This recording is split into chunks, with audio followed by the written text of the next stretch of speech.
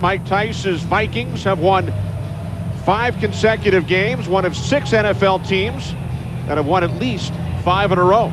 Yeah, and what they don't want to happen is for this streak to end. And they don't want to look beyond the Rams to next week against Pittsburgh down the road to Chicago. And so that's what Mike Tice is telling those guys right now. The Bears have won 8 straight. They are in Pittsburgh today. Oh, they'll be looking up at that score now. I mean, you can bet that. Pittsburgh comes here next week. They want to be able to take the Rams, move to 6 wins in a row. And then 3 of these last 4 games right here at the Metrodome, they feel good about their chances here in the final quarter of the season. The Rams have won the toss. Paul Ettinger kicking off to David Allen. Allen out across the 25, so the Rams will start from their own 26-yard line following the 17-yard return by Allen. Ryan Fitzpatrick making his 2nd NFL start. Threw for 310 yards in relief 2 weeks ago in Houston. Started the game for the Rams last week against the Washington Redskins, a 24-9 defeat. And he said that was his first loss since his junior year at Harvard, or since he met his fiancée. So it's been a long time since he had that bad feeling in his gut. Steven Jackson on first down. And he's hit for a loss. Loss of 1 on the play. Wrapped up by C.J. Mosley making his 2nd start for the injured Kevin Williams. Up front along with Scott, Pat Williams, and another rookie, Erasmus James, out of Wisconsin. Cowart in the middle with Newman and Henderson. Winfield and Williams, the corners. Travis and Sharper, with 7 interceptions this season, are the safeties. On 2nd and 10, it's Jackson again. Takes it out to the 33-yard line, tackled by Sam Cowart after a gain of 7. So it will be a 3rd down and 3 for the Rams. Well, here's part of the battle today. Is the Vikings in this 5-game win streak has had great defense. And anytime you have great defense, you have leaders. And that man, Pat Williams, coming off the sideline, has been a guy that's fueled it. Free agent from Buffalo. And basically everybody on the defense says he's our guy to stop the run. And that's the biggest thing this defense has done the last 5 weeks. They stopped running backs. 3 wide receivers for the Rams. Fitzpatrick to the air for the first time. It is nearly picked off by Ralph Brown. The pass intended for Isaac Bruce. Well, the one thing that Ryan Fitzpatrick was guilty of last week was he got the ball out of his hands late. And he throws it late right here. You can see Ralph Brown is looking in the backfield the whole time. And he's young, and so he's learning the timing with his receivers right now, and he's a little bit unsure, so he's a little bit late throwing the football, and right there, that was almost near disaster. So Brian Barker out to punt. Nate Burleson in single safety for the Vikings.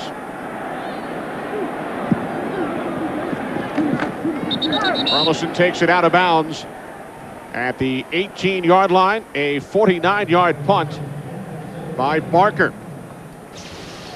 So Brad Johnson leads the Vikings offense out. He's got 5-0 as the starter this season for Minnesota since the injury suffered by Culpepper. Over his last 2 games, 5 touchdowns, only 1 interception.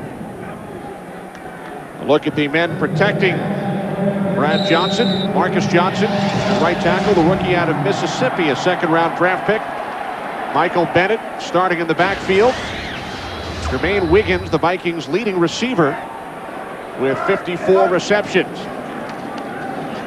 Couple of fakes by Johnson. Pass caught by Bennett out of the backfield. And Bennett takes it out to the 20-yard line, brought down by Ryan Pickett after a 3-yard gain.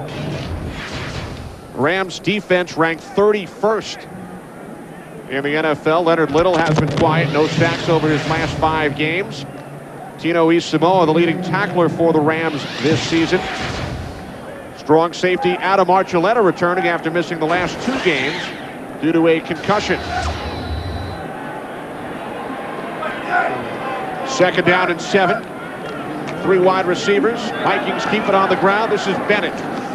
And Bennett takes it out to the 23-yard line. A gain of 3.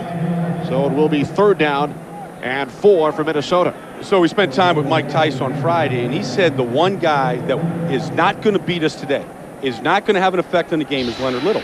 The Vikings lost to these Rams 3 times between 99 and 2003, and the last time they played, he had 4 sacks, 2 forced fumbles, and he single-handedly helped to beat the Minnesota Vikings. And so today, there is going to be extra special attention paid to shutting down Leonard Little.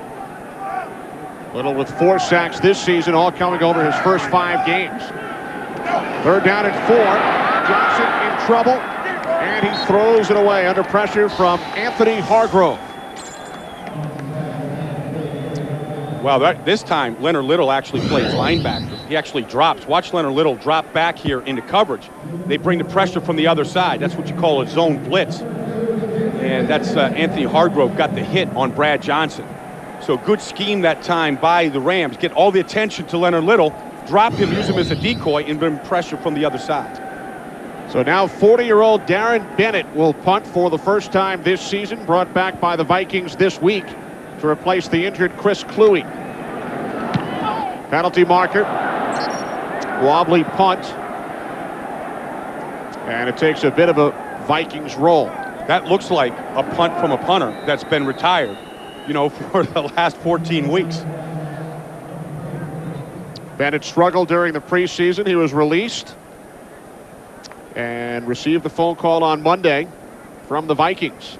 He said when offensive linemen retire, they don't go out and practice pass blocking. They just retire, and that's what I did. But the rookie Kluwe was injured twice last week in the victory against Detroit. Illegal motion on the kicking team, number 36. We'll add 5 yards on to the end of the kick. 1st down, St. Louis.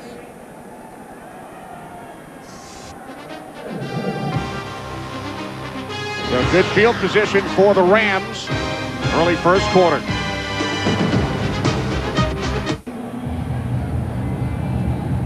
That's Mike Tice right there looking at the photographs of last series. He looks like an English teacher grading papers. I mean, you can just look at a picture and know who did their job right, who did it wrong, and he's making the corrections right there so that they come out the next series, they can make sure that they got it right and ready to go forward. Tice, the longtime offensive line coach before he became head coach of the Vikings. 2 tight ends set on 1st down, and it's taken into Vikings territory by Brandon Manu Maliuna for a gain of 6. Well, we talked to Brandon Manu Maliuna yesterday, and that's the softest spoken football player I've ever met. I mean, the words just trickle out of his mouth, quiet, yet he's the biggest tight end in the business.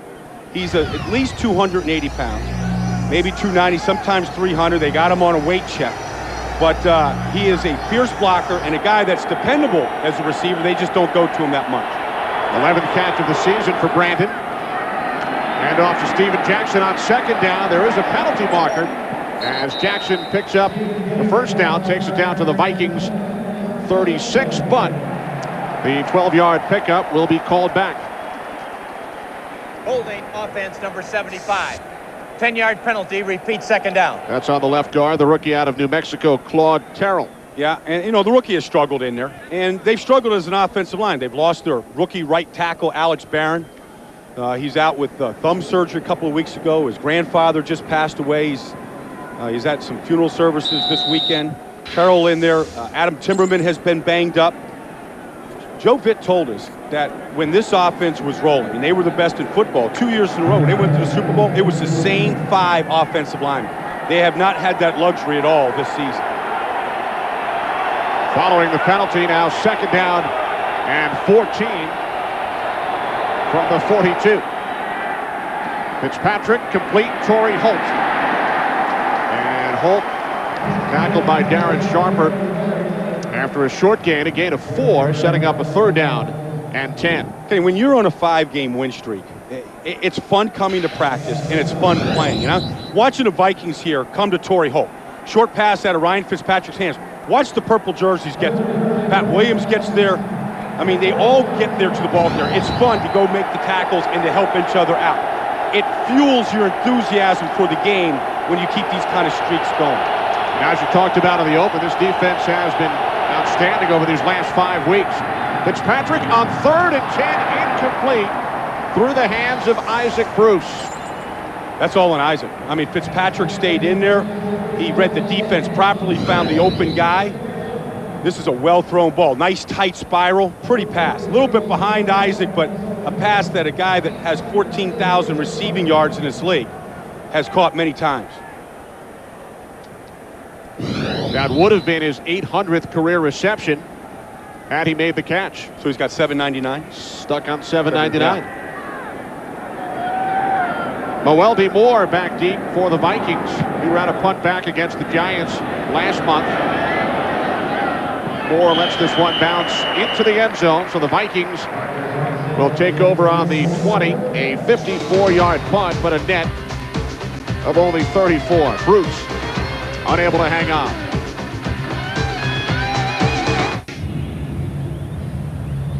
This is good news for Minnesota Vikings fans. The Bears, who have won 8 straight, have fallen behind early in Pittsburgh on a 14-yard touchdown reception by Hines Ward. Well, that's only their 12th touchdown that they've given up all season. Bears the best defense in football right now. So the Steelers lead 7-0. No score here in Minnesota as Johnson's pass is caught by Troy Williamson back in the lineup for the first time in 3 weeks. Picks up 12 and a first down. And Pat Johnson got whacked on this blitz right up the middle here. And you know what? He stayed in there. I mean, that's what every offensive lineman wants to play for. A guy that has that kind of toughness, understanding of the offense, able to still get that ball out to the rookie. Takes that hit there. Think about Brad Johnson in his 14th year. He is a big and sturdy guy. He can take a hit.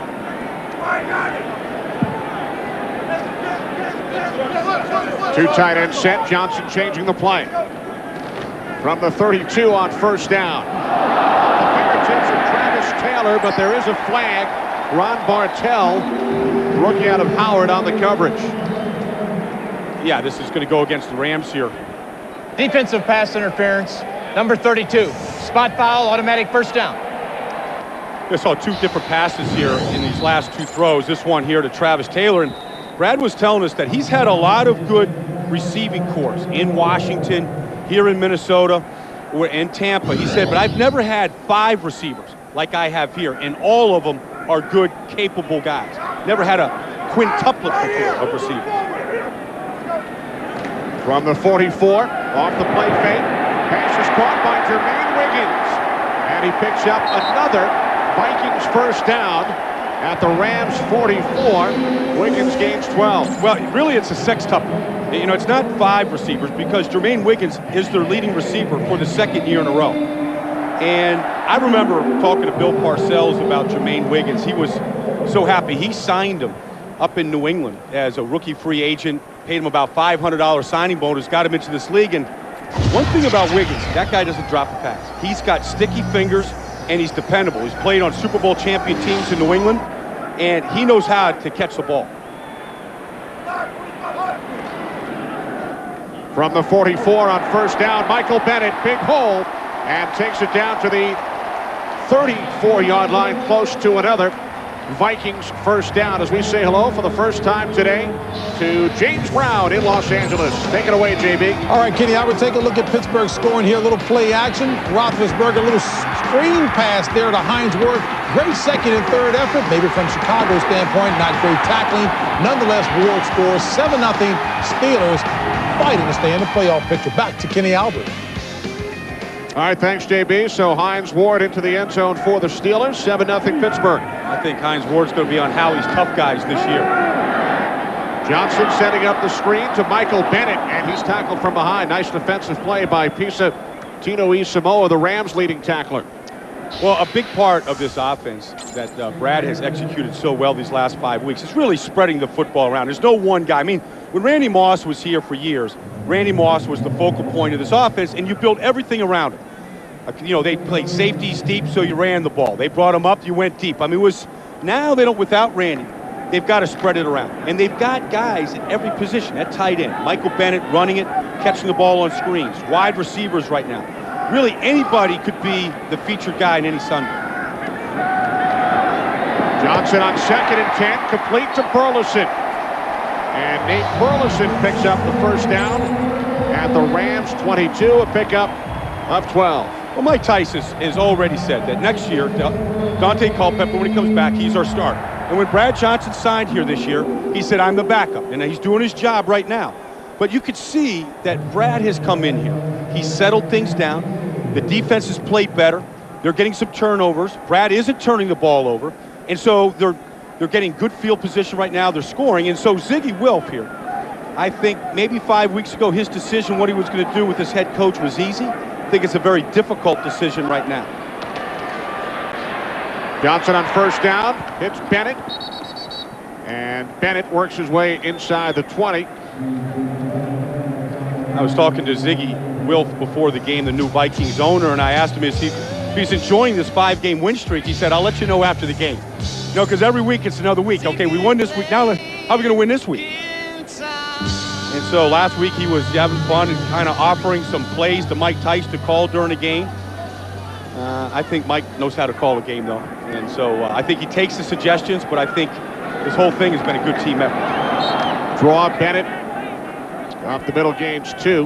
When you think about all the controversy this franchise went through over the last 6 months, a lot of that's been erased by what they've been able to do on the field the last 5 weeks, at least in the minds of their fans. And really, that's what should speak, is the play of the players, how Mike has rescued this thing, pulled it together. And I've known Mike Tice a long time. We grew up on Long Island together. We played in the same conference. I do preseason games here. And the fact is that Mike Tice is a guy you want to play for.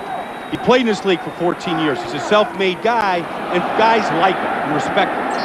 Johnson on third down and 6. Intended for Burleson, but there is a flag. And it looks to be against the Rams. Offside, defense number 96. 5-yard penalty, repeat, third down. Well, the Rams don't have a 96, but somebody was offside. And it's going to give him a third and short situation right here.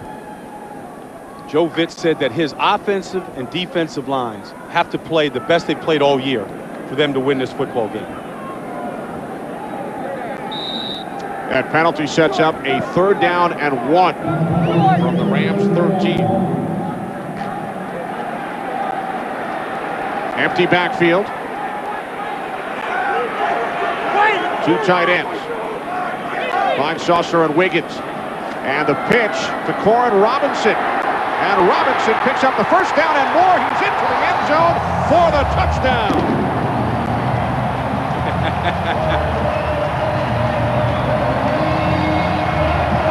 Everything was great about that play for Corin Robinson, except for his Metrodome leap. Merry Christmas to that little guy, too. Corin Robinson has turned his life around, but Marcus Robinson gets out front. He throws a block right out here on the corner. You see the strength of Corin Robinson breaking tackles right at the line of scrimmage. First career rushing touchdown for the former Seahawk, who gave the Vikings the early lead last week on the 80-yard touchdown reception on the Vikings' first play from scrimmage. Mr. Robinson's neighborhood right there.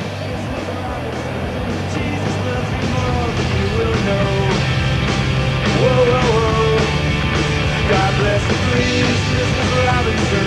Heaven holds a place for those who pray. Corin Robinson went through some tough times during his career in Seattle. One of the first things Mike Tice told him this offseason, I like to give people second chances. I've done some things myself that I'm not proud of. And he certainly has given Corin Robinson a second chance, and he has thrived here in Minnesota. The free agent acquisition pickup of the season is Corin Robinson with the Vikings. David Allen on the return for the Rams, takes it out to the 32, brought down by Rod Davis. 7-0 Vikings. Rams back on offense when we come back.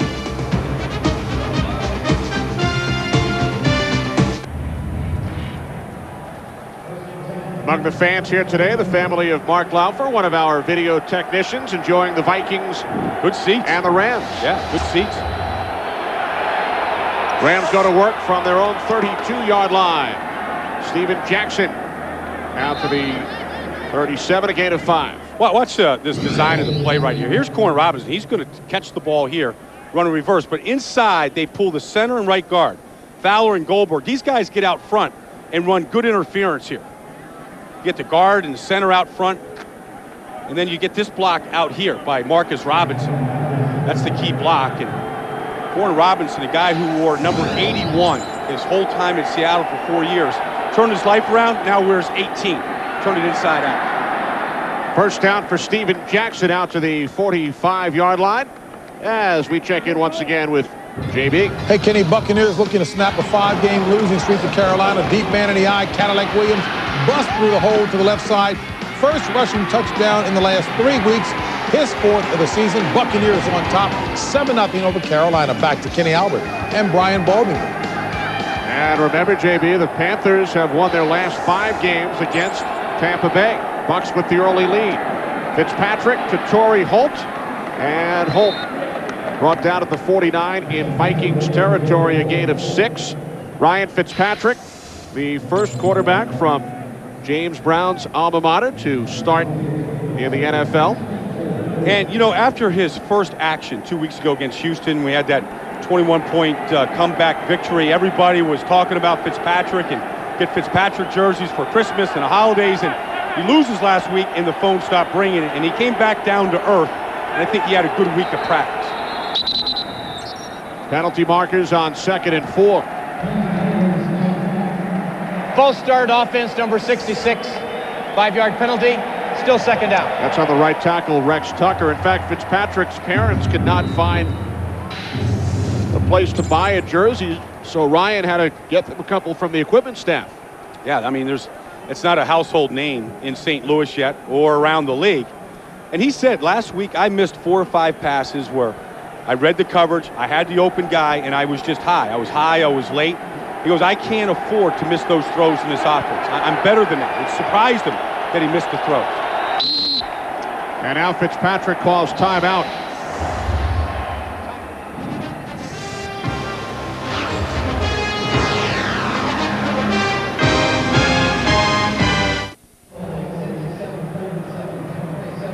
Baldy, a couple of friends of yours?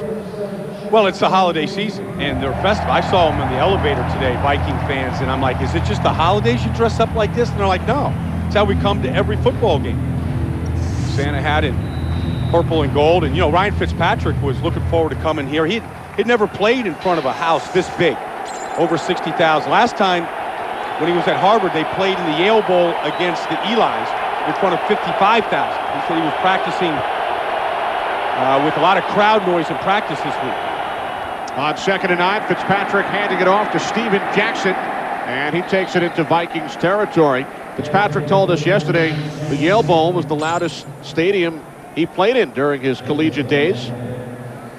Well, you wouldn't think that Cornell and Harvard was drawing a big crowd, or Columbia and Harvard were drawing big crowds. And so all week long, the Rams practiced with crowd noise inside their bubble, where they crank up stereo speakers inside there so you can't even talk to the person next to you in practice, much like the sound in this stadium right now.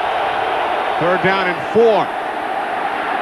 Fitzpatrick looking for Torrey Holt, and there is a flag. Fred Smoot returning to the Vikings lineup after missing the last 5 games on the coverage. Larry Nemmers, our referee today. There's no foul for legal contact on the play. Torrey Holt is pleading his case, the wide receiver involved here. Here he is working Torrey Holt, 81, against Fred Smoot. That was the initial flag, was Smoot just getting his hands on him. And Smoot's been on the shelf with a bad shoulder for the last 3 or 4 weeks. He hadn't seen that kind of speed come at him while he's been sitting and resting. So Brian Barker will punt for the 3rd time this quarter. Weldy Moore back deep for the Vikings.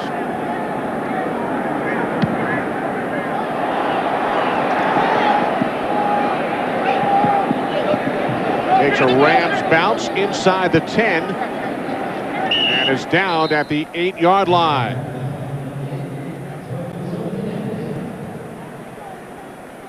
Well, we take you back to Ryan Fitzpatrick's career as a member of the Harvard Crimson. Started 21 games, lost only 3.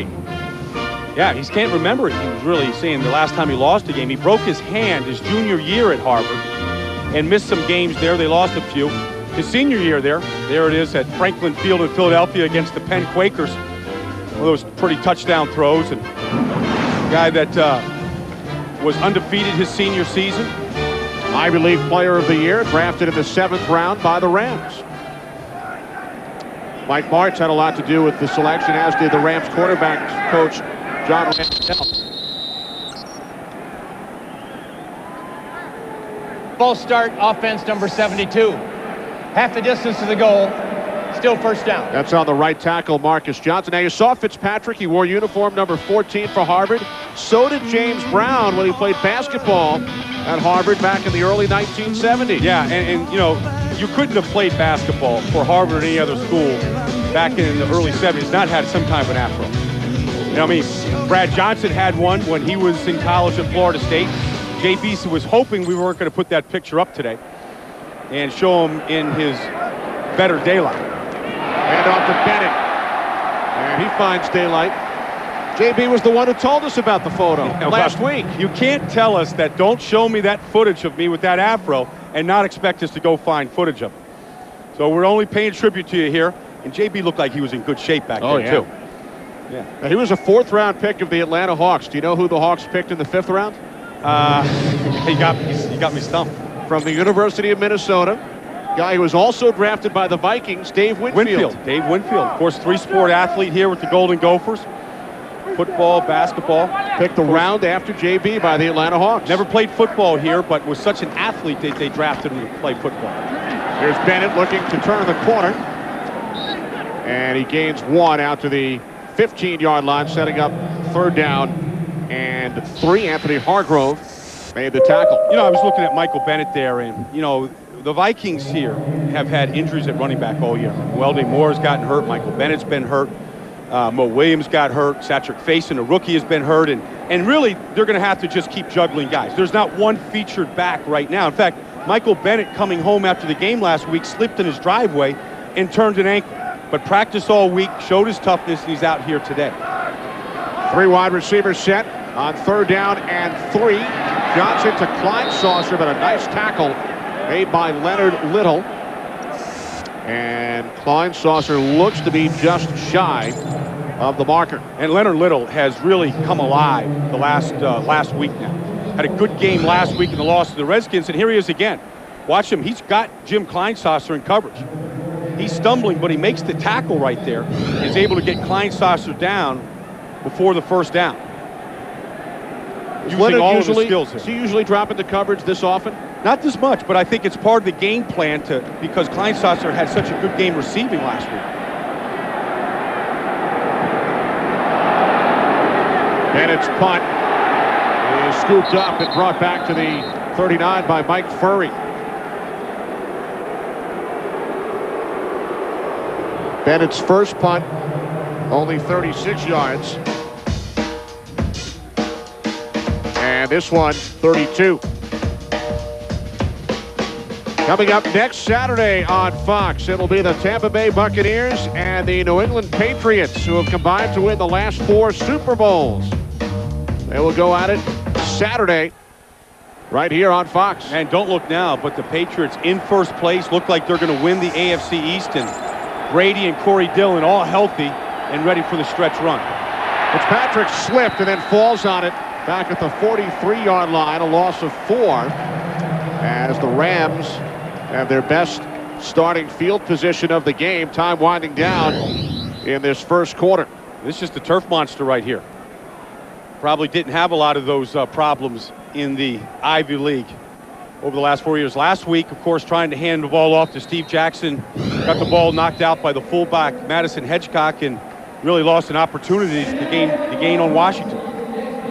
First quarter has come to an end. Corin Robinson with the game's only touchdown. Vikings lead 7-0.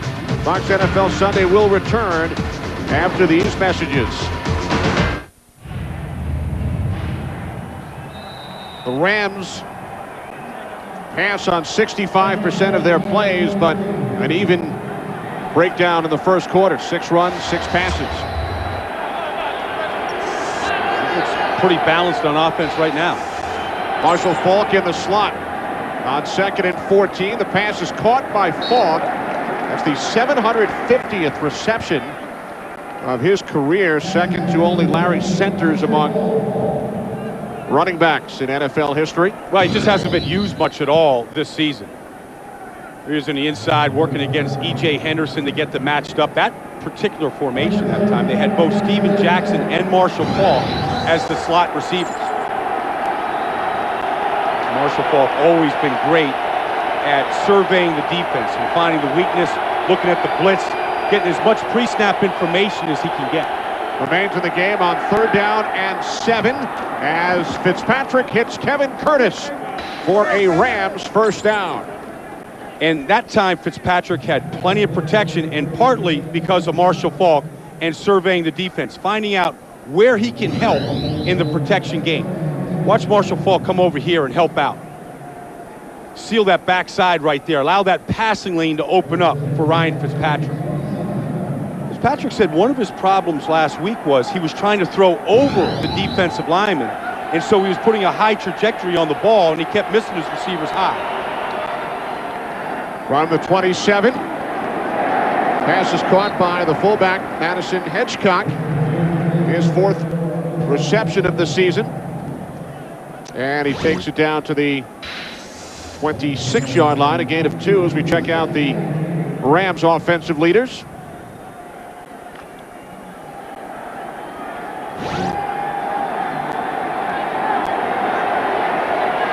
Second down and 8. Hedgecock and Faulk in the backfield. And off to Marshall Faulk following Hedgecock. And Faulk is close to another Rams first down. That didn't look like anything wrong with Marshall Faulk right there. I mean, he saw that hole and he hit it. And I've been around Marshall the last 2 weeks. Before the game in Washington, today before this game, he goes out there and just plays catch. I mean, he is as fresh as can be, even in his 12th year. And no injuries this year, no limps, everything is healthy. If they can just hold on to the football longer, they run it fewer than any other team in this league right now. If they can just hold on to it, he can get on the field more often. Now Faulk shifting into the backfield from the 16-yard line off the play fake. Fitzpatrick able to get rid of it. Torrey Holt. And Holt is tackled after gaining 2 down to the 14-yard line, brought down by Antoine Winfield, setting up 2nd down and 8. I think you just saw an example of why Mike Martz was so high on Ryan Fitzpatrick. That ability right there. I mean, there was 2 guys chasing him. He's able to use his speed to get away from the defenders to buy time here. I mean, you know, there's Erasmus James and Pat Williams both chasing him. He's got some speed that he can use to buy a little time to throw that ball. 2nd and 8 from the 14. Steven Jackson inside the 10, down to the 9. He picks up 5. And we put up that graphic a couple plays ago, Kenny. We had 6 passes, 6 runs, and right now you feel some balance, you know, within this football team. Running, throwing, not putting it all on Ryan Fitzpatrick. Steven Jackson said, look, I can break tackles. I, one-on-one, can wear down the defense. I can watch those guys not want to hit me in the 4th quarter, but you have to keep feeding me every single quarter, every series. Keep feeding me. Let me start chip away at these guys a little bit. Now 3rd down and 3. Rams have to get to the 6 for a first down. Steven Jackson. Corey Chavis was the first Viking to make contact. Jackson gaining just 1. I think they have a decision to make, whether to go for this or not. I mean, here's a team that's 5-7, been a disappointing season. Joe Vitz, like, I'm coming here to win the game. I'm not coming here just to play. We're coming to win, and I think that's the message he's sending to this offense right now. And I think it's the right message. The Rams will go for it here on 4th down and 2. The Rams this year 14 for 16 on 4th down. Hedgecock and Jackson in the backfield. 2 tight ends. On 4th and 2, this is Jackson. Darian Scott made the initial contact. The Rams turn the ball over on downs. Think Ziggy Wolf is happy? Happy holidays.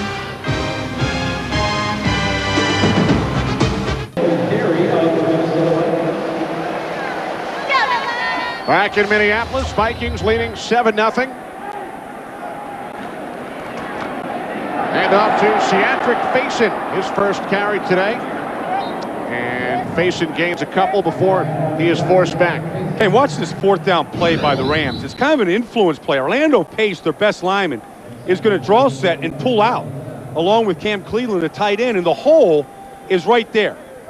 And Steven Jackson goes back inside, and there was nobody on Darian Scott there. I mean, I just think he went the wrong way. If I was Steven Jackson, I would follow my best lineman. I would go behind Orlando Pace. He was the hole on that play.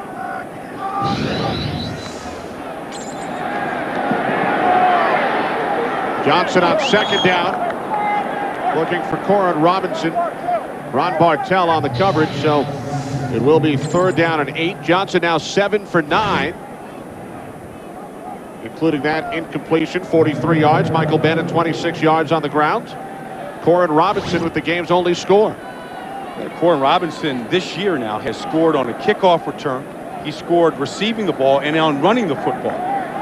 And he said he wants to go to Honolulu, to the Pro Bowl this year, as the kick returner, as the NFC's special team kickoff returner.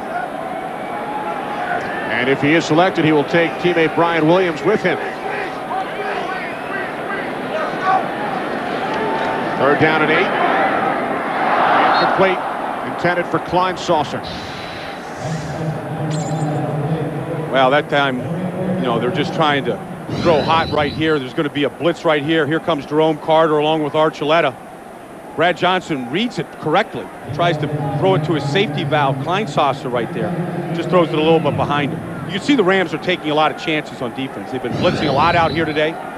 So far, the Vikings have done a pretty good job of picking the blitz up. Darren Bennett averaging only 31 yards on his first 2 punts. Good one here, and the crowd reacts. Taken at the 36 by David Allen. And Allen with a 12-yard return out to the 48. This punt from Bennett, 53 yards, and a 12-yard return by Allen.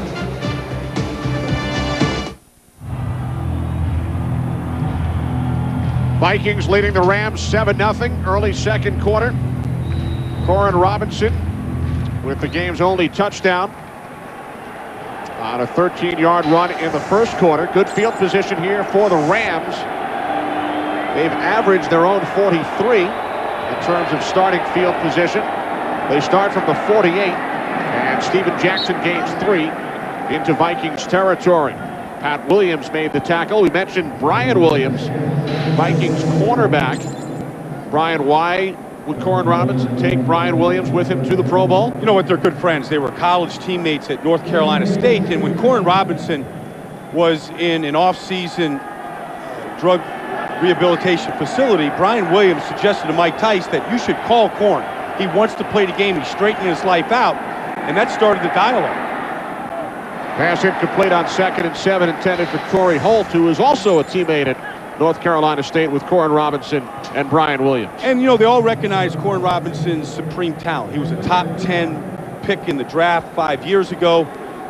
Mike Holmgren stayed with him as long as he could up there, but he had off-the-field problems. He straightened himself up. He recognized that he had a problem. He opens up about it freely right now.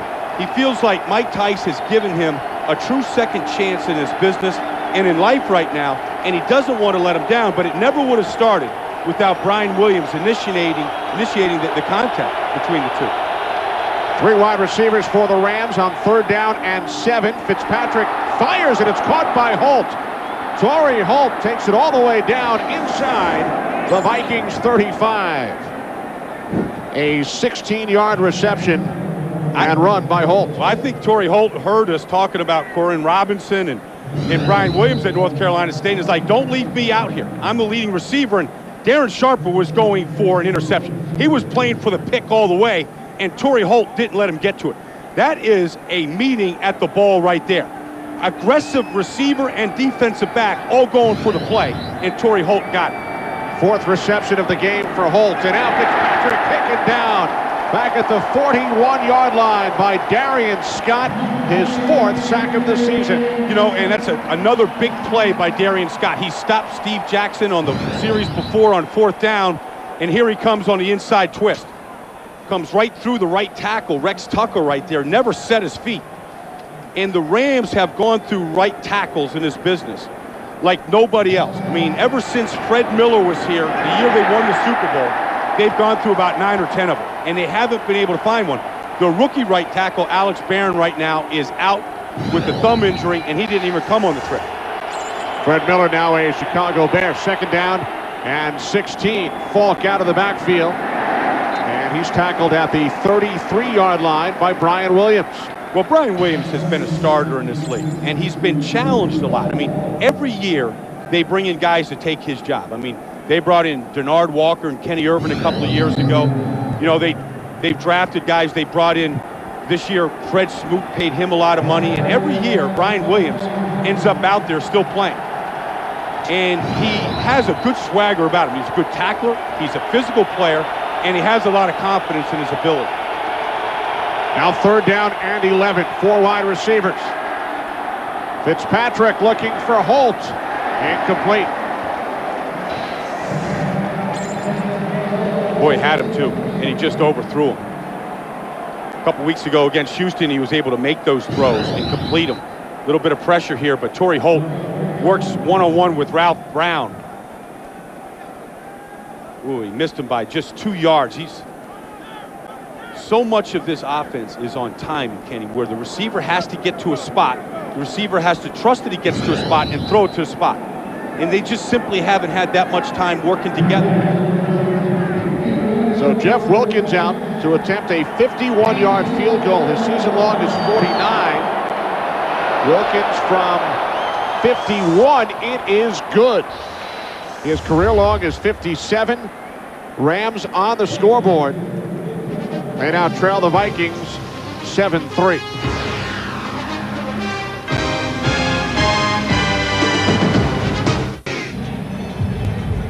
Here's Koren Robinson getting ready to return a kick. How he gets himself mentally ready. Says he loves returning kicks. Says it just, he likes getting out in the open spaces and using his size and his speed. And even if he becomes a star receiver again, he wants to hold on to the kickoff return duties. And he was not a return man in Seattle during his 4 years with the Seahawks. Brought a kickoff back 86 yards for a touchdown against the Giants last month. Here's Robinson from the goal line. Koren Robinson across the 30, the 40, midfield. And is finally tackled. Well, he stepped out of bounds first back at the 39. So a 61-yard return by Koren Robinson. He has energized this entire football team with his talent, with his ability, and not since Randy Moss was here has there been a guy that they've had here like this. A true talent.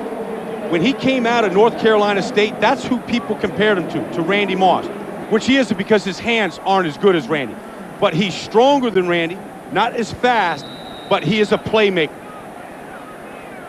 And that phone call that Brian Williams allowed Mike Tice to make may have changed this entire franchise around. That KR right there for Koren Robinson and kick returner. Which one does it stand for? It's both of them. I like kick returner right now, but not going to change your name. I mean, it's always Koren Robinson. Brad Johnson calls timeout. When we come back, a 1st and 10 for the Vikings from the Rams 39.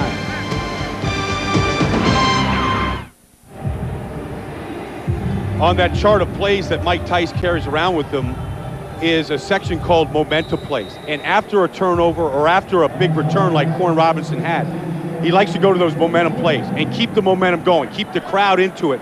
Don't be surprised if the Vikings go up top here and try and get a quick score. From the Rams 39, the end around to Troy Williamson. And Williamson picks up a Vikings first down. That's a momentum play, Kenny. I mean, it doesn't have to be, you know, a bomb. Sometimes it can be give your ball to the fastest player. One of those guys involved in the trade this year allowed him to get an extra first-round pick for Randy Moss, and they drafted Troy Williamson. Mike Tice was disappointed with Troy the last couple weeks. He pulled himself out of a game, said he was tired, he was hurt, and took himself out of practice, and he sat him down the last 2 weeks, and he said he hopes he never has to sit him down again. Williamson gained 11. And the Vikings keep it on the ground on first down, and Moore is tackled by Tino Samoa. And, you know, you can see the Vikings struggle on offense. I mean, they've got 7 points today. They've had good field position. They haven't been able to finish many drives. And when you look at the picture here, what's in front of them the next month, they're going against defenses much better than the Rams. And the offense has to get much better. The defense is keeping them in it. The special teams have been outstanding. And Mike thought this was going to happen, but the offense now has got to answer. Good field position, you got to go down and score. 2nd and 10 off the play fake. Johnson to the end zone. Intended for Corin Robinson, broken up by Brad Johnson's teammate with the Super Bowl champion Bucks, Corey Ivy. He threw this ball well, too. Well, he gets sandwiched right there. I mean, how he even throws the ball this perfect. I tell you, Corey Ivy right here does a good job of knocking Corin Robinson's hands down. That is pass interference right there. Not called, probably not seen. Hit it pretty well. That's a momentum shot right there going to the end zone. So now a 3rd down and 10. Johnson to Kleinsasser. And he stopped about a yard shy by Adam Archuleta. Gain of 9, so it's now 4th down and 1. Do the Vikings go for it or send out the field goal unit? You know what? They're sending the field goal unit out because if it's under a yard, I think Tice goes for it. If it's over a yard, he sends out Edinger and goes for a pretty easy field goal kick. I think this one is just over a yard. Just don't pass up the opportunity for points in this league right now, the way this game is going. A 37-yard attempt. As you saw, Edinger has struggled from this range, but he nails this kick, extending the Vikings lead to 7.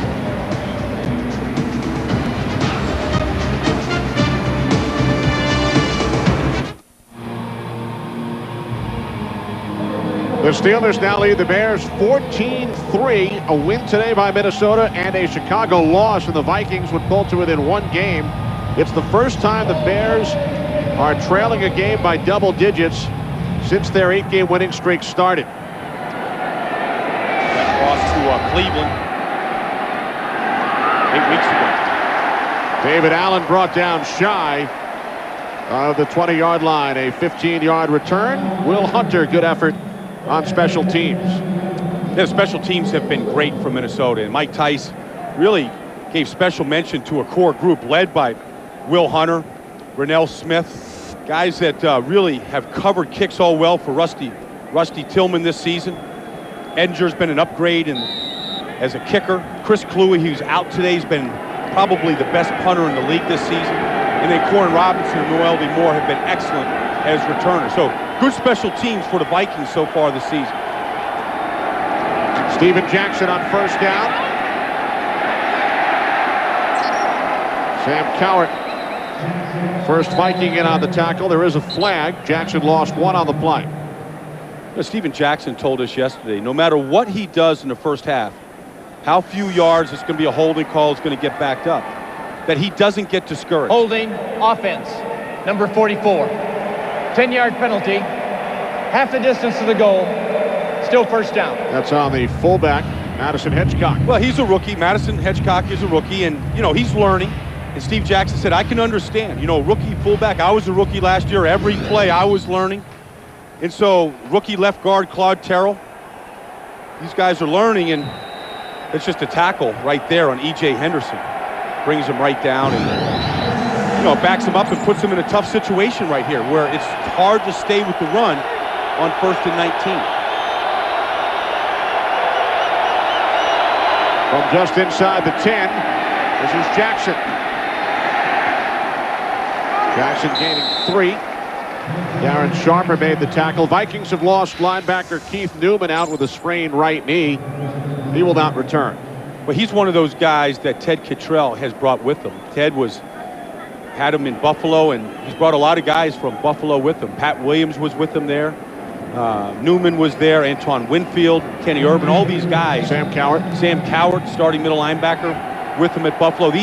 No secret why this defense has played well. They know what Ted wants. They understand what he demands. 5 former Bills on this Vikings defense. 2nd down and 17. Fitzpatrick with time, airing it out, looking for Kevin Curtis, and it is intercepted by Brian Williams. His 3rd pick of the season. And the turnovers keep coming for this defense. This is one of the reasons why they've been able to turn things around. You stop the run, you back them up, and you force them to throw it deep. Brian Williams knows that Kevin Curtis has great speed. He knows he's got to get on his horse here. So that Brian Williams never slowed down, and the ball came to him. See, Kevin Curtis slowed down. He slowed down. Brian Williams never did. He got an eye on the ball and never lost stride. And so the ball came to him. Had Kevin Curtis not slowed down, when he looked back for the ball, he might have gotten the ball.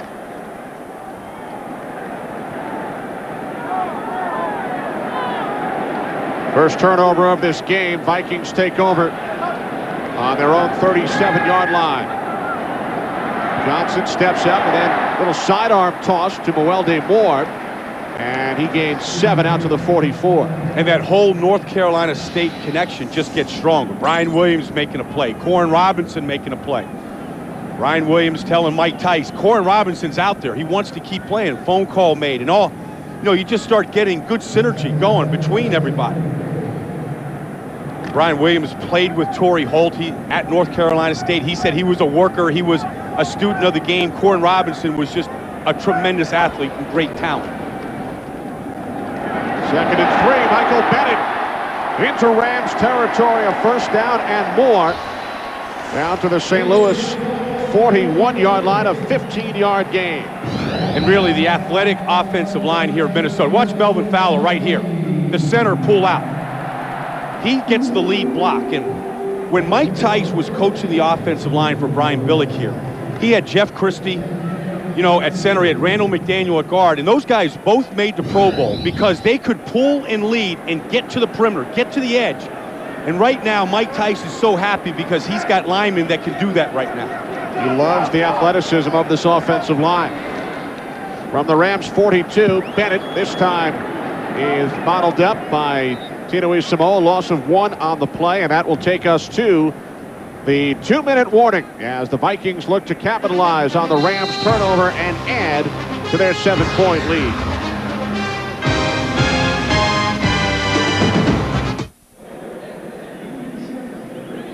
The numbers for the Minnesota Vikings defense on the left over their first 7 games when they went 2-5.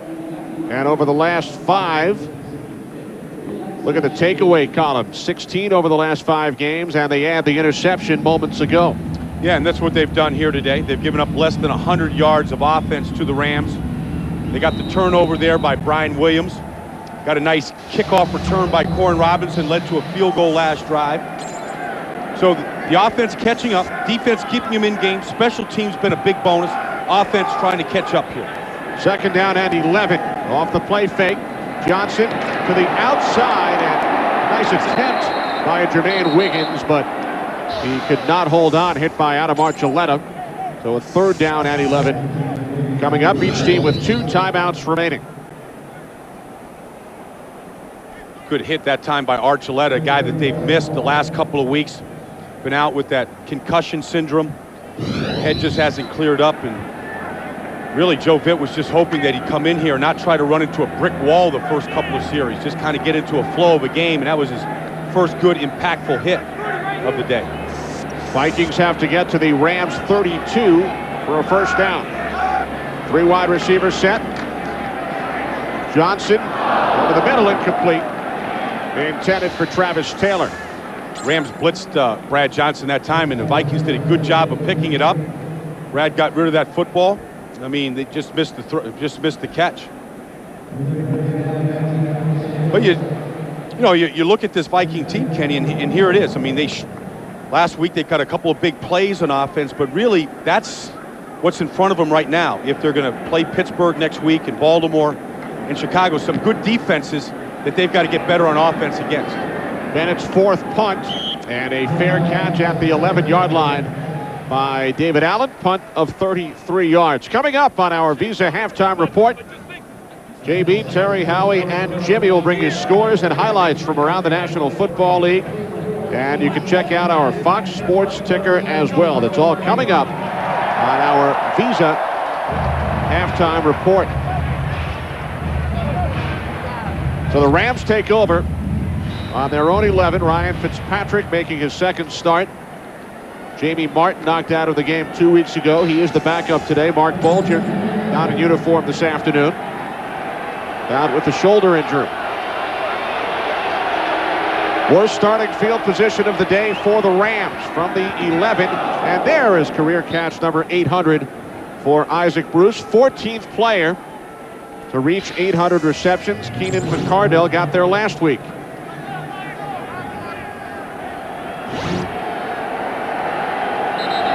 Entire career with the Rams, started with the Los Angeles Rams in '94.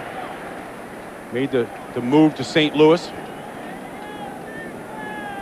False start offense, number 76. 5-yard penalty, still second down. That's on Orlando Pace, the left tackle. Isaac Bruce has gone to 4 Pro Bowls, 7 1,000-yard seasons, and of course, 1 Super Bowl title. And he sets the standard here at wide receiver. Torrey Holt, Phil Dodd, followed him, and now Kevin Curtis and Sean McDonald are trying to live up to the standard.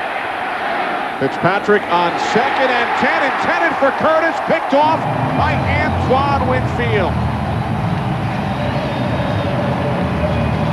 And he just floated that ball. That ball just hung in the air, and the turnovers keep coming. The gifts keep coming for this Viking defense. That's the last thing that Joe Vitt and the Rams wanted, was a turnover in their own end here. Here's Winfield right here, playing the nickel back. He's just playing zone and looking at Fitzpatrick the whole time. That ball just hung. I mean, that ball never had a chance to get to Kevin Curtis. So Fitzpatrick picked off twice on his last 3 pass attempts. 4th interception of the season for Winfield. Momentum play. Johnson to the outside, Wiggins. He's tackled by Corey Ivy after a pickup of 3. Just right there. Mike Tice going to call one of those plays to go to the end zone. I think he wants to take some time off the clock here, work it a little bit right now as well. Not allow Ryan Fitzpatrick to get back out onto the field. But what you'd ultimately like here is a touchdown as time runs off the clock at the end of the first half. All those things go into play calling and managing a football game, which Mike Tice is getting better at. On 2nd and 8, Johnson was looking for Marcus Robinson.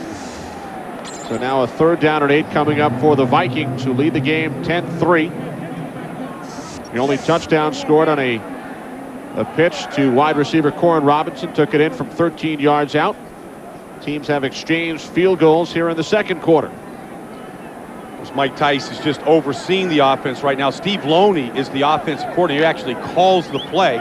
Mike Tice hears it coming through his headset, and he's got an open mic to Steve Loney. He can change the play, add to it, whatever he wants. 3rd down and 8. Johnson out of the shotgun. Johnson to the end zone. Incomplete. Nate Burleson, the intended receiver. Double coverage from the Rams secondary. And the Rams are really playing an aggressive game. They are coming here to win. And defensively, this is the best this team has played in the first half in a long time. I mean, it's just a triple blitz right up the middle. Brad Johnson waited as long as he could. At the same time, they still got a double team at the back end. That's a good scheme right there by the Rams.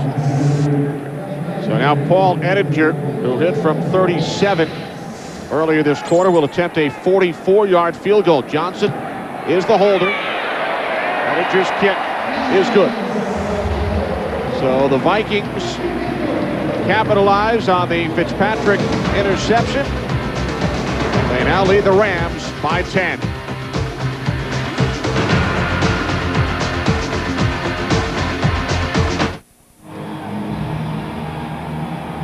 Under a minute remaining in this first half. From the Metrodome in Minneapolis, Kenny Albert with Brian Baldinger. A 13-3 lead for the Minnesota Vikings, who have won their last 5. David Allen on the return for the Rams. Stopped at the 25-yard line, 19 yards on the return by Allen. Well, coming up on January 2nd, join Fox for one of college football's most storied bowl games. Some of the greatest names have taken part in the past. This year, Texas Tech battles Alabama in the first ever meeting between these historic programs. The 70th AT&T Cotton Bowl Classic, January 2nd at 11 Eastern, 8 a.m. Pacific on Fox.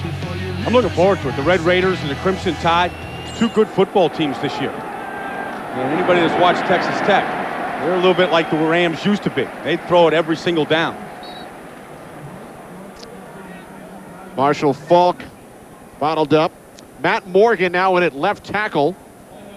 Orlando Pace suffering from a strained groin, so Morgan, who was brought back from the practice squad this week by the Rams out of the University of Pittsburgh, is on the field here in Minnesota.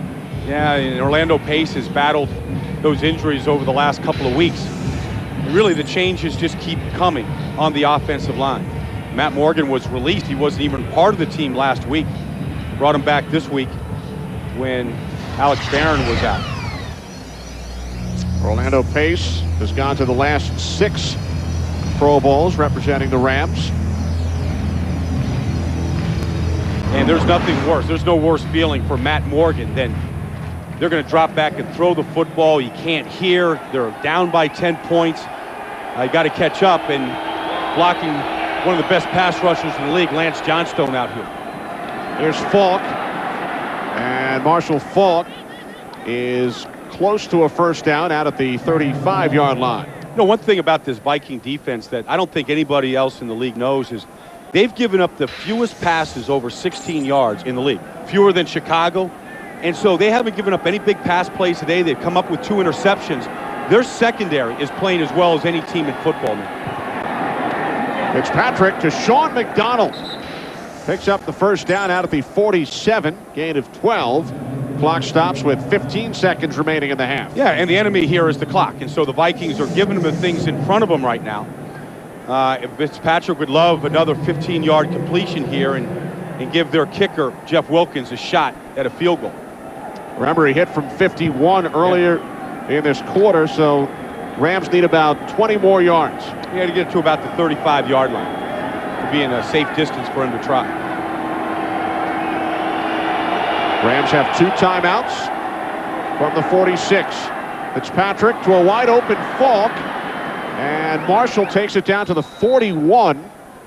Rams use a timeout with 7 seconds remaining in this first half.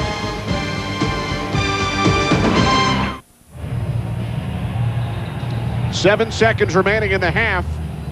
Line of scrimmage is the Vikings 41. The Rams do have 1 timeout remaining, so a chance here for a quick play to gain some more yardage, call timeout, and then send out Jeff Wilkins. Yeah, and as a receiver, you can catch a ball and give yourself up and stop the clock, call the timeout right there, and allow Wilkins to come out onto the field. 4 receivers set, 7 seconds remaining. And Fitzpatrick is going deep. Penalty marker. Torrey Holt was the intended receiver. Time has run out, but the half cannot end on a defensive penalty. No, they could still have 1 untimed down play if this is truly defensive pass interference here. And then the decision, if it is to go for the touchdown or to come out and try the field goal.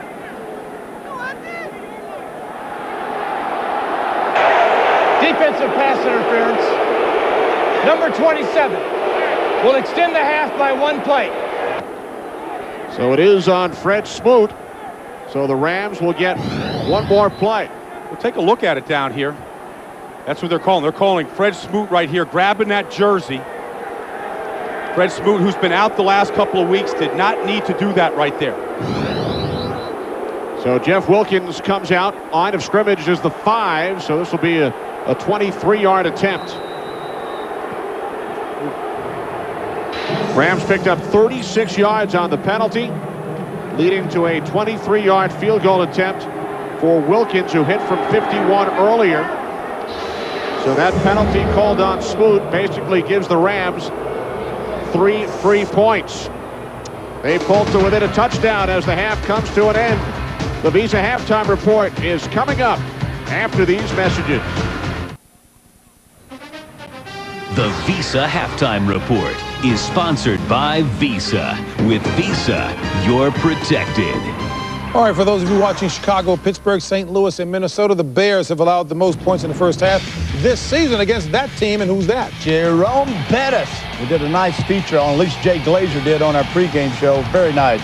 All right, Steelers opening drive, a little screen pass out to Willie Parker. He takes it 45 yards. Great blocking downfield. The Bears had yet to give up a opening drive touchdown all year. Another fake run, reverse, screen to the wide receiver. There it is, Hines Ward. Great effort by Ward. 14-yard touchdown, 7-0. Then Bettis from 1 yard out. Another touchdown. Steelers awfully impressive in the first half. Score 14-3. Steelers over the visiting Chicago Bears. All right, Vikings owner Ziggy Whip. How you doing there, owner? Man, it must be nice to be rich. I got a cash flow problem. Corey Robinson, a little reverse, 13-yard touchdown run. His first run for a touchdown on the season. Minnesota up 7-0. Jimmy's fishing partner will like that one. Go ahead. Second quarter, Corey Robinson. Not only can he go deep and catch passes deep, he's excellent on kickoff returns, as you see right here. This 61-yarder leads to a Viking field goal. Good effort by Corey Robinson. It is 10-3 Vikings over the Rams. 13-6 now is your halftime score. Tampa Bay at Carolina. John Gruden remembers that 9th week of the season in which his Buccaneers got beat 34-14 by Carolina. Watches Cadillac Williams go off tackle for a 14-yard touchdown. Bucks up 7-0 early. Then Smith, top right of his screen, goes up. Gets nailed, smoked here by Will Allen. A legal hit. He is able to walk off the field 10-0. Tampa Bay right now, Jimmy Howie and JB, and what could be by some standards a shocker. Colts can clinch the top seed and home field advantage with a win there for their head. New England, Jimmy says they're dangerous. Look out. Watch them in the postseason. Up 14-0. The Bengals can clinch the AFC North with a win and a loss by the Steelers, although the Steelers are winning right now. Jets looking to win consecutive regular season contests against the Raiders for the first time in 40 years. Texans, David Carr sacked 5 times already. He was sacked 7 times in the first meeting between these squads. Chicago and Pittsburgh. Yeah, Pittsburgh 192 yards against that great Chicago defense. Half of that coming on screen passes. You know, in order to run a screen, fans say, throw the screen, throw the screen. You can't run the screen if you have the big road graders in the offensive line. You got to have an athletic group that can get out in space, you know, and be able to block people in the open areas. Pittsburgh's got a very athletic offensive line. That's why they can run the screen passes. You know, the resurgence of Minnesota goes a little bit beyond Brad Johnson and Bennett and that defense. Corey Robinson, extraordinary talent that you don't really know about, who was in Seattle. Mike Holmgren at one time said he's the most talented player on our football team, including Sean Alexander. His problems off the field were well documented, has returned to Minnesota. He's a guy that's really a big part of their turnaround. This is a great talent, folks. If he can get it together, he could be one of the great wide receivers in this league. And 2 thoughts on screens real quickly. Back to the Bears-Steeler game is blitzes, catch them on a screen. Right. Everybody's past you. That works well. The other thing, Jimmy, is the fact you don't see a lot of teams run screens because the offensive linemen are so big. I know in Dallas, you didn't do a lot of screens. Your team was just so big. They were so big, they couldn't get out in space and block people in the open field. And so they were much better at moving somebody out rather than getting in the open field. So therefore, if I were on the offensive line, if you were on the offensive line, we would know you because you're one athletic dude. Don't you go putting yourself down. Now send us out of here, JV. You know what? Little question and answer the next halftime, folks.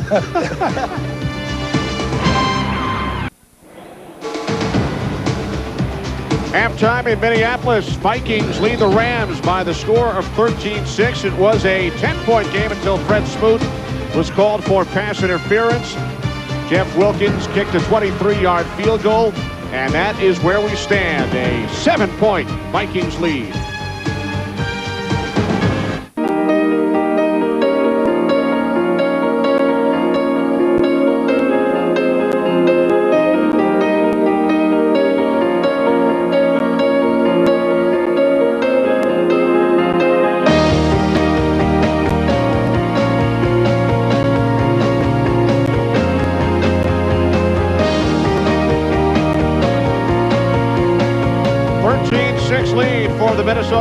Vikings over the St. Louis Rams as we take a look now at first half numbers. Well, it's the same formula that has allowed the Vikings to win 5 in a row. Excellent defense, good special teams, creating turnovers, and shutting down the other team's offense. And so, really, when you look at this Viking team with the month to go here, halfway through this game, is can they sustain enough offense? And so, right now, they're 1 for 7 on third down. And they're not doing a good job of handling the Rams' blitz. The Rams have nothing to lose. So they're going after Brad Johnson like crazy on third down. They've got to be able to handle that right now, Kenny, I think, if they're going to be able to sustain offense and score a lot more points in the second half. Specifically, what do the Vikings need to do offensively that they have not done over the first half? Well, you'd like to be able to get Brad Johnson more comfortable, and that means being able to find the open receiver when the Rams come after him. I think to protecting him, okay, just give him a little bit more time to find the open guy and then hit him, because the receivers right now in the first half, Kenny, only have 2 receptions. The only touchdown scored on a running play by Corin Robinson. 13-yard touchdown run in the first quarter for the Vikings.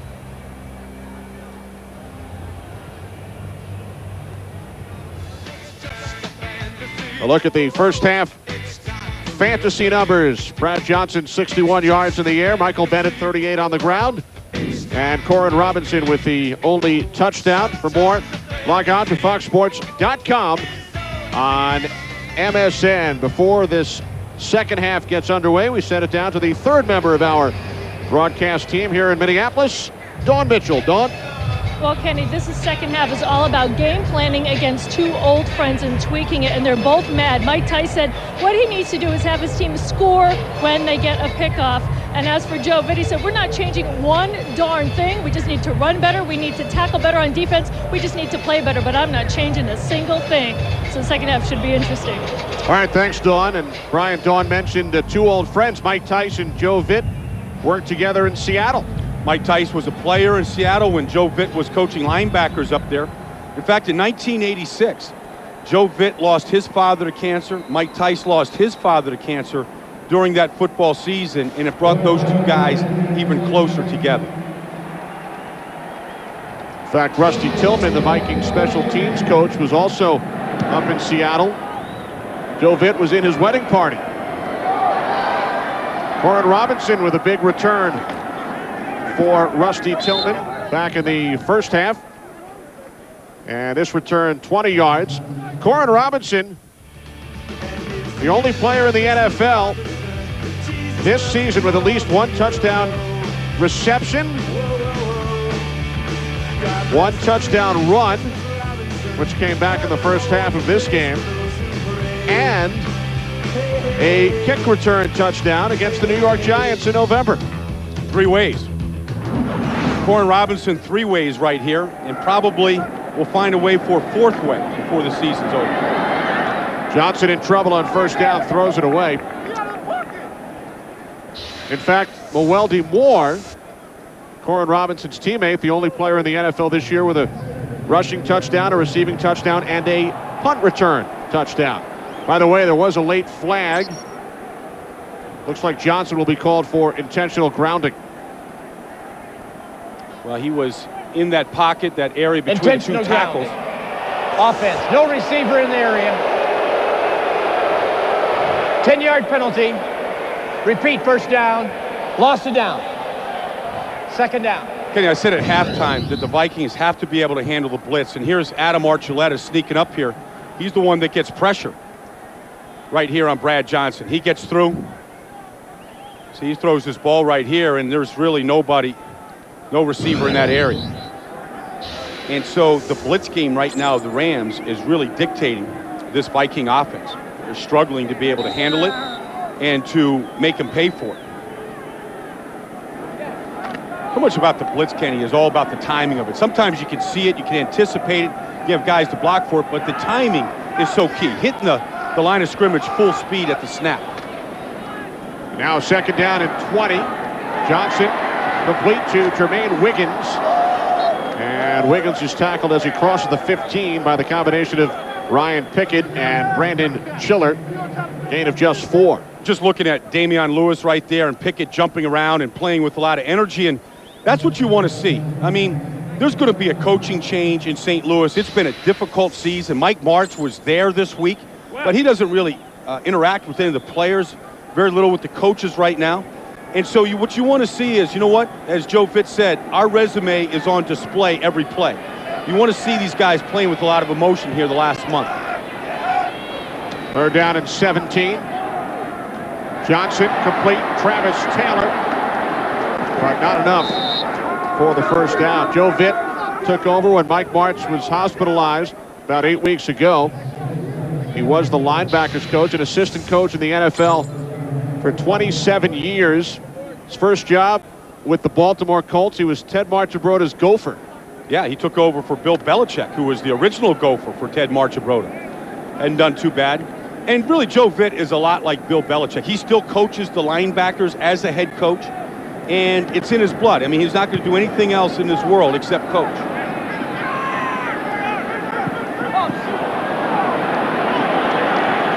Punt is scooped up and taken into Vikings territory by Otagwe. Only a 25-yard punt by Darren Bennett. So terrific starting field position for Ryan Fitzpatrick and the Rams.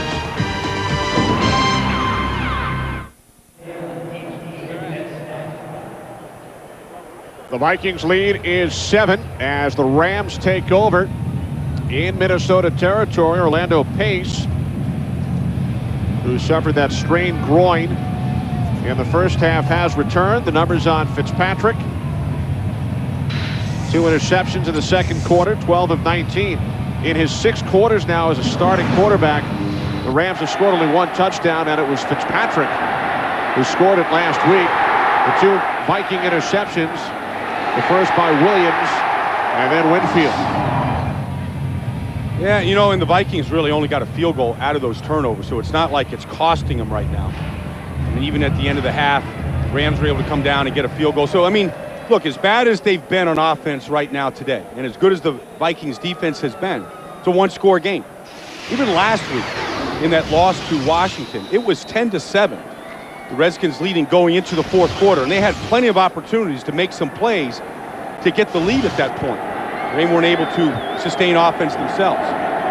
We check out other scores on our Fox Box. How about Tampa Bay leading Carolina 10-0? Steven Jackson up the middle, down to the 45-yard line, brought down by Darian Scott. You know, just because a team like the Vikings is on a 5-game win streak, the Rams look like they're out of the playoffs, Carolina has dominated Tampa. Records have nothing to do with what teams do against each other. I mean, Tampa Bay is desperate down there. They have to go win that game to stay in it. And so desperate teams, they're just a little crisper. They're a little bit more attentive. Right now, Rams with nothing really to gain except go play a good football game are right in this thing. Fitzpatrick complete. Torrey Holt picks up a first down at the Minnesota 36, brought down by Winfield. I would say right now that that's the one guy that Ryan Fitzpatrick feels most comfortable with. We've watched him on tape against Houston. We watched him last week against the Redskins, and now so far this week, it looks like Torrey Holt with his 5th catch. That's the guy that he leans on. And he's their best player. He's the best wide receiver they have. So that's not unusual, but it looks like they have good timing as well. 2 tight ends from the Vikings 36. Hand off to Jackson. And Jackson gains a couple before he is forced back by Pat Williams. Now, Pat Williams is in the middle of that line, and everybody in Minnesota says that's our run stopper. That's what he does as he tries to buckle up that chin strap, and that's a big part of it. You know, is just the girth right there. One guy can't block him. But then the one thing that is hidden in that girth, in that Santa Claus-looking belly, is a guy, he has great mobility and great side-to-side movement. And so he isn't just a one-stop guy. He can move from sideline to sideline. Play action on 2nd and 8. And that pass is incomplete. It was bobbled by Bruce. Although it looks like it initially was ruled to completion, but now the officials say otherwise. 3rd down. So a 3rd down and 8 coming up. Bruce has had trouble with a couple of passes from Fitzpatrick today. Yeah, I mean, the passes aren't perfect. It's not exactly where Kurt Warner used to put them. You still got to be able to catch those balls. You got to help out your rookie quarterback here. He's stuck on 800. I don't think he's going to be stuck for that much longer, though, Kenny. I mean, he'll get through that hurdle. Bruce split to the right, Holt to the left, Curtis in the slot. 3rd down and 8, and there is Isaac Bruce, career reception number 801. See, he wasn't going to get stuck too long. You see, though, I mean, that's been the continuum in this offense is Isaac Bruce and Torrey Holt. And they know they got a rookie quarterback back there. They got to help him out here. One thing about that Fitzpatrick, when he throws a ball, that thing hardly ever wobbles. I was watching him in pregame throw the football. There's something about a quarterback that just throws a tight spiral. It's a pretty looking pass when it comes out of his hand. And he had all of one scholarship offer coming out of high school. Fitzpatrick takes off inside the 5 to the end zone. Touchdown. So 2 touchdowns in 2 weeks for the Rams, and both of them on runs by Fitzpatrick to the right. He's got good skills. Once he watch the play action fake here. Watch him hide this ball on his hip here. Good skills. He said he's always paid a lot of attention to the fundamentals like that. I tell you, he looks like a pretty good running back when he gets into the open space. He made a quick decision right there to pull that ball down.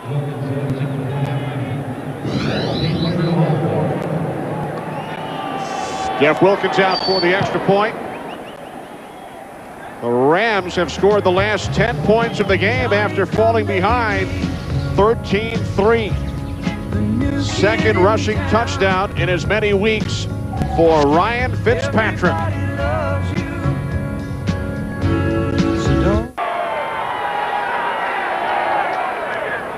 Rams and Vikings now tied at 13. A 6-play, 49-yard drive. Fitzpatrick 2 of 3 in the air, and the 14-yard touchdown run.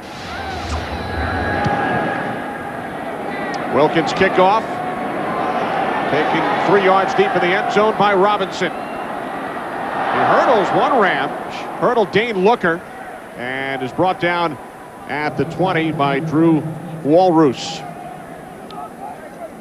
Well, Brian, Ryan Fitzpatrick, one of 3 NFL players, current players out of Harvard, and there is one of the other 2, Matt Burke, the injured Vikings center.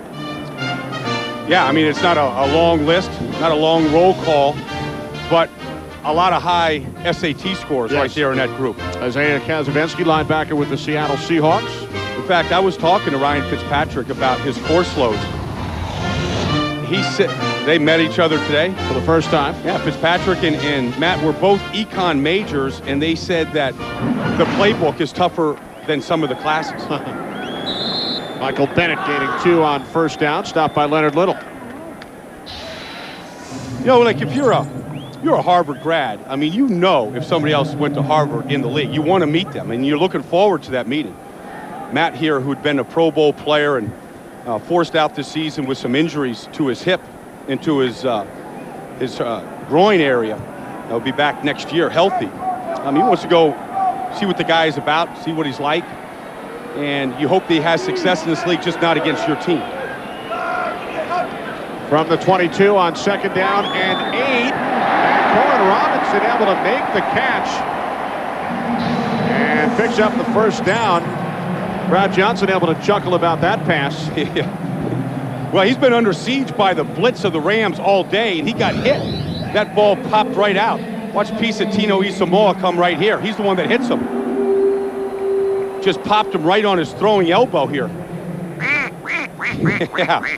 Oh, yeah, I mean, duck season is over. I mean, it's ice fishing season now in Minnesota. But there was a wounded duck that got out, and Corwin Robinson is the lucky benefactor. So a first down for the Vikings out at the 38-yard line. Johnson firing to a wide-open Marcus Robinson. First catch today for the former Bear, and he takes it all the way down to the Rams' 13-yard line. A 49-yard pickup. And that came off a play-action fake, which just held the defense of the Rams just for a second. Watch the play-action fake here, Brad Johnson. Turns his back to the defense. Linebackers get sucked up. Opens up that window behind the linebackers. Watch Brad Johnson's head gets right around. Oh, a nice route right there. Good route combination, him and Travis Taylor. And this is what all these receivers can do after the catch. They're all big. They're all fast. They all can do a lot with it afterwards. From the 13, Bennett. Gain of 6 down to the 7-yard line, stopped by Archuleta and Pickett. I'm looking at the right tackle, Marcus Johnson, right now of the Vikings, who's on their kickoff return team. He got hurt on the kickoff return. He's been literally limping through this entire drive at right tackle. He doesn't want to come out of the game. So he's been hobbling around. He's limping right now, just trying to gut it out. And for a rookie, Mike Tice is looking at that. Can he gut it out, stay on the field, get tough here when he has to? Bennett up the middle, into the end zone, and then he lost the football, but it was already ruled a touchdown. And that's an impressive drive by the Vikings to come back after the Rams scored, to go take the kickoff and go right down the field 80 yards, and to do it like they did. Big plays from the receiver, opens up the running game of Michael Bennett, and answered that score. That's what playoff teams do. They don't play well, they get scored on, boom, right up the middle. Real good job by Herrera inside there, and Melvin Fowler, the center. Second rushing touchdown of the season for Bennett. Scored last week against the Lions. Ettinger adds the extra point. So the Vikings back on top. 7-yard touchdown run by Bennett. They lead by a touchdown.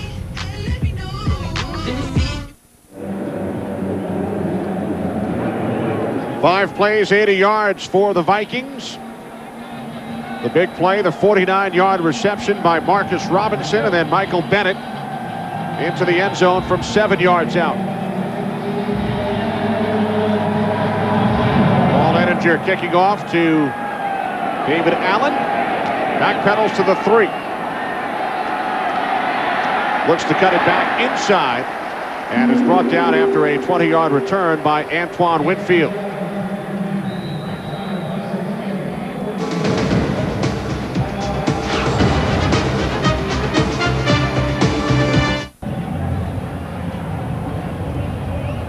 What did you love to sit with that guy for a game? I want to sit with that guy in the old Met. You know, back when it was 30 below on a Sunday. Back when you were selling popcorn there. Oh, hot chocolate on a day like today. First and 10, 23-yard line, Steven Jackson. And Jackson is brought down by Sam Cowart after a gain of 5. We have football for you next Saturday on Fox. Starting at 12:30 Eastern, 9:30 in the morning Pacific, the Tampa Bay Bucks and the New England Patriots, who lead Buffalo right now 21-0. Bucks out on top 13-0 over the Carolina Panthers. And everybody's been discounting the Patriots with all the injuries this year, and here they are, 7-5, first place, and looking to gain more ground in that AFC East. Second and 5 toss. Steven Jackson takes it out to the 32, stopped about a yard shy of the marker by Sam Cowart.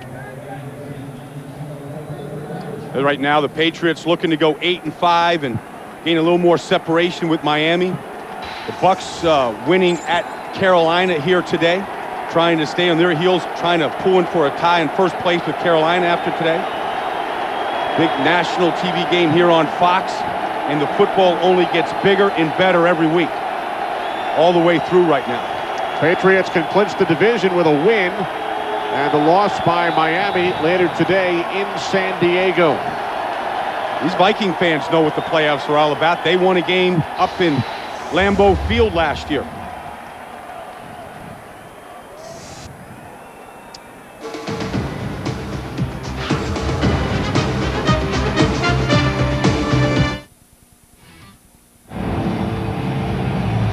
Back in Minneapolis, a 7-point lead for the Vikings. 6:42 remaining, third quarter. Fans on their feet, third down and 2 for the Rams. They have to get to the 33-yard line for a first down. Fitzpatrick can't find anyone, still on his feet, and he dives for the first down. That's some athletic ability right there by Ryan Fitzpatrick. Something you wouldn't normally think you'd see from a Harvard graduate. He got himself out of some trouble there. Watch this. I mean, this is a roll left here, trying to set his feet Pressure from the backside by Darian Scott breaks that tackle. You see a lot of quarterbacks breaking two-arm tackles with defensive ends in this league and then scooting up for the first down.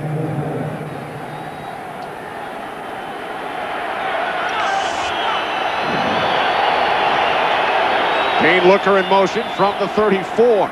Inside handoff, Jackson. And he's wrapped up by Sam Cowart.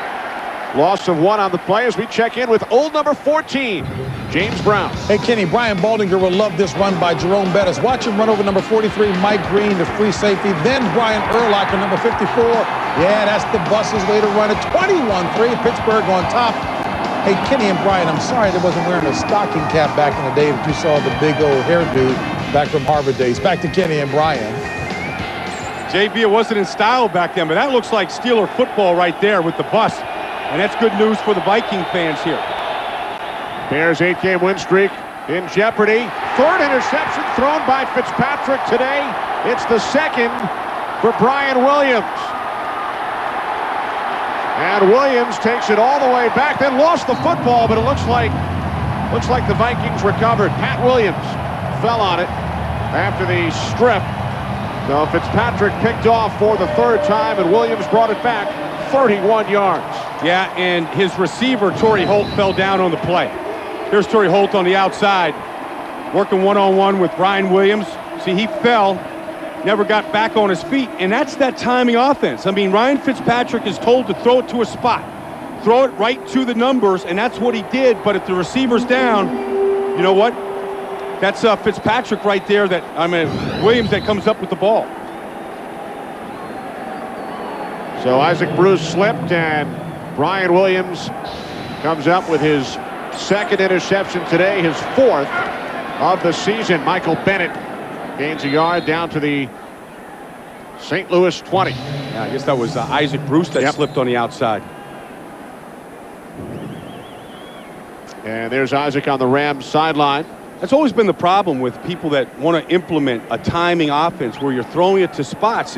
There's got to be such a trust that if the receiver does fall, you can't fault the quarterback. He's doing his job, throwing it to that spot. The receiver's not allowed to fall in this offense. Otherwise, bad plays like that can happen. Nate Burleson split to the left, Corin Robinson to the right. Second down and 9. Play action. Johnson to Burleson. Burleson gaining 8 yards down to the 13. Well, this is exactly the way the Vikings weren't playing in the first 7 weeks of the season when they were 2-5. They were the ones that were committing the turnovers. They were the ones that couldn't convert. And right now, it's completely reversed. Viking defense continues to get the ball back for the offense. Brad Johnson continues to take care of the football, not turn it over, and sometimes it just comes down to the turnover game. Who can get the takeaways and who isn't? Teatrick Faison picks up the first down. The rookie out of Florida all the way down to the 5-yard line as Faison gains 7. You know, and I'm looking down there at that offensive line. That's the other part that was broken at the start of the season. And they've made wholesale changes up front. Herrera now is at left guard. Melvin Fowler was traded from Cleveland to Minnesota. He's at center. Rookie Marcus Johnson is now at right tackle, and rookie Teatrick Faison is carrying the football. It's completely rebuilt here in the second half of the season. Faison in the backfield. Johnson to the end zone. Corey Ivy on the coverage on Corin Robinson, and there is a penalty marker. Defensive pass interference, number 35, in the end zone, first and goal on the 1-yard line. I'm just watching the offensive lineman here. Well, we'll take a look here. This is just a huge mismatch. You get one-on-one on the outside with Corin Robinson. That's all Corey Ivy hopes he can do right there. He's just knock him off the ball. As we mentioned earlier, Brad Johnson knows Corey Ivy very well. Teammates in Tampa Bay during their Super Bowl run and Super Bowl victory. Faison in the backfield. Owens the fullback. And Teatrick Faison is in for his third touchdown of the season.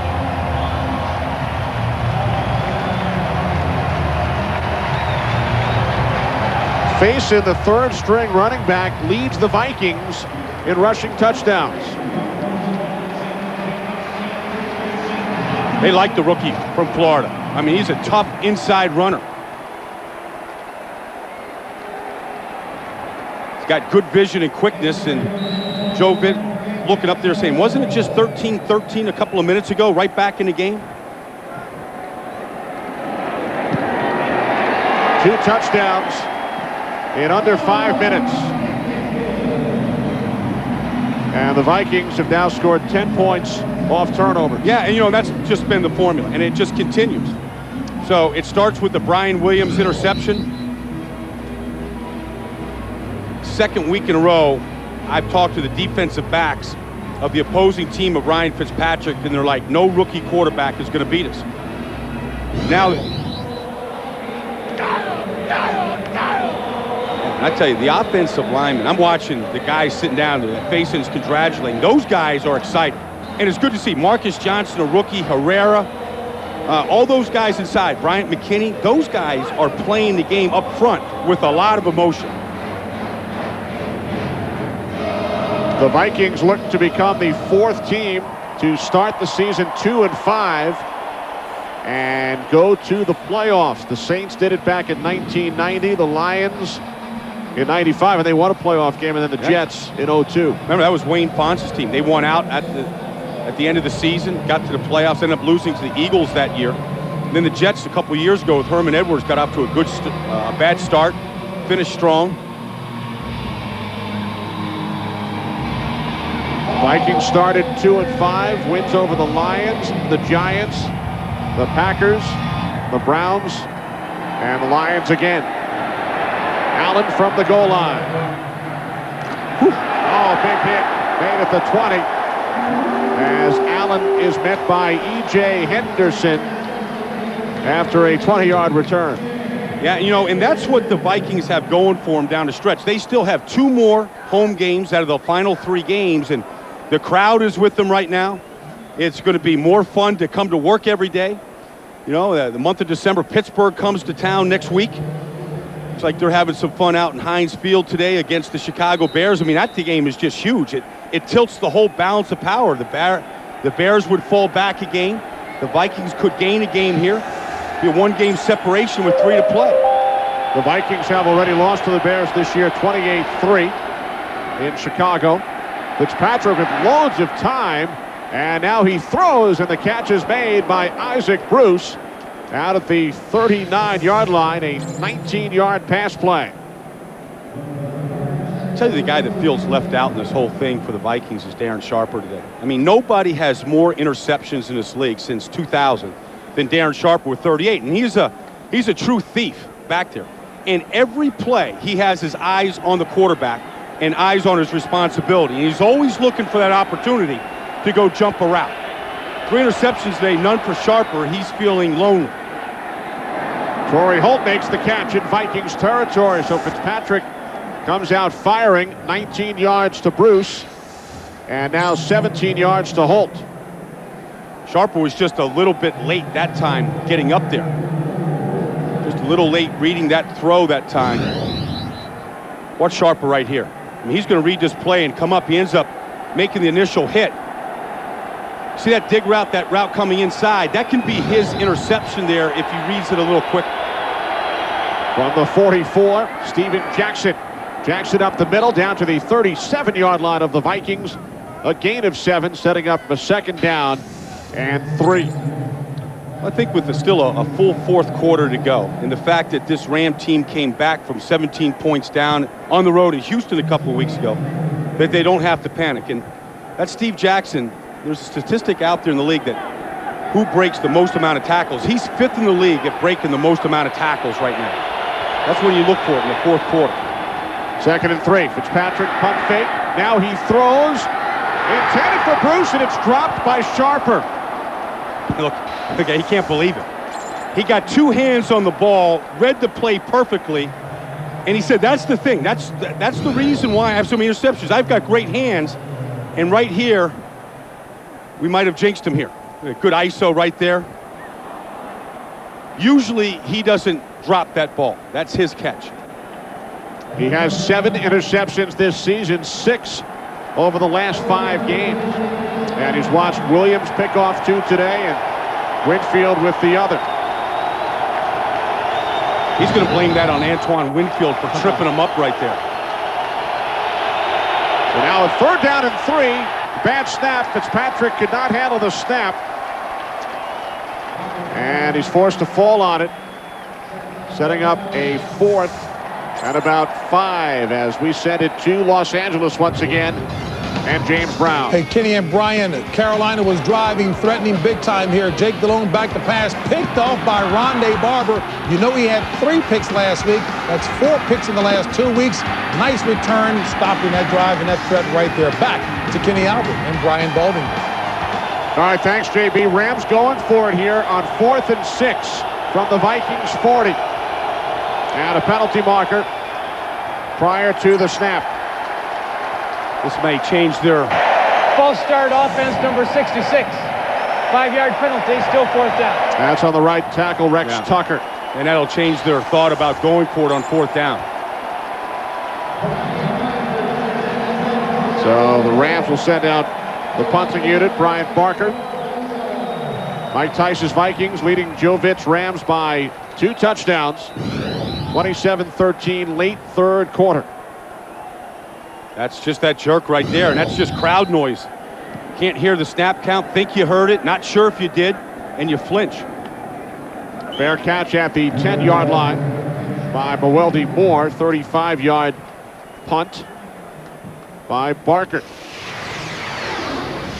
Next Sunday on Fox, Week 15, many of you will see the Rams hosting the Eagles. Second game of our Fox doubleheader, the Cowboys and the Redskins. 2 playoff hopeful teams. Cowboys 7-5, Redskins 6-6. Of course, Kansas City goes into Dallas later this afternoon. Big game for the Cowboys, trying to come off that defeat to the Giants last week. Redskins visiting the Arizona Cardinals. And former Vikings head coach Denny Green as Bennett gains 4 out to the 14-yard line. Time winding down in this 3rd quarter. The Rams tied the game early in the quarter on Fitzpatrick's touchdown run. Tied it at 13, but the Vikings came back. 2 touchdown runs in under 5 minutes. First Bennett and then Faison. So after 3, it's Minnesota 27, St. Louis 13. Fox NFL Sunday will return after these messages. You're watching the NFL on Fox.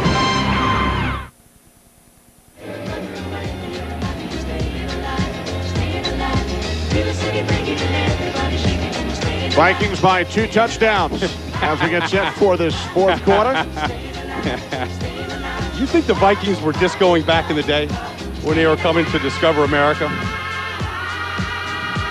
Only if our director Michael Frank supplied iPods for them. Nah, let me tell you something. I think that those Viking cheerleaders should have a Christmas video, holiday video out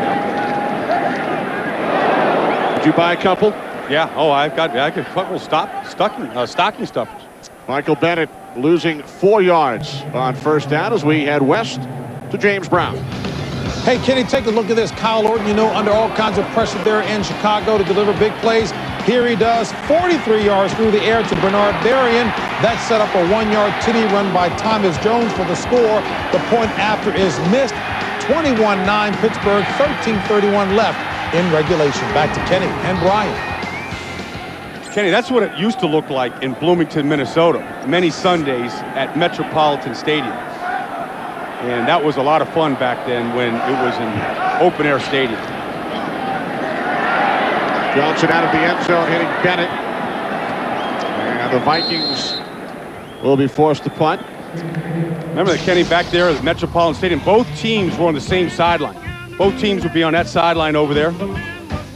And one thing that Ziggy Wilf came in when he was announcing plans for a new stadium here in Anoka was that he was going to have also that ability to have open-air stadium. And I think that appeals to the people here in Minnesota that likes to spend their winters outdoors. Unlike you, Kenny, when you just fly to Florida when it gets cold. They like to stay here and enjoy it. Wasn't too bad today. No, balmy almost. As opposed to Friday when we flew in and the announced temperature was 3 degrees. But there's always a windshield. There's always a windshield with that 3. It's minus something if it's only 3.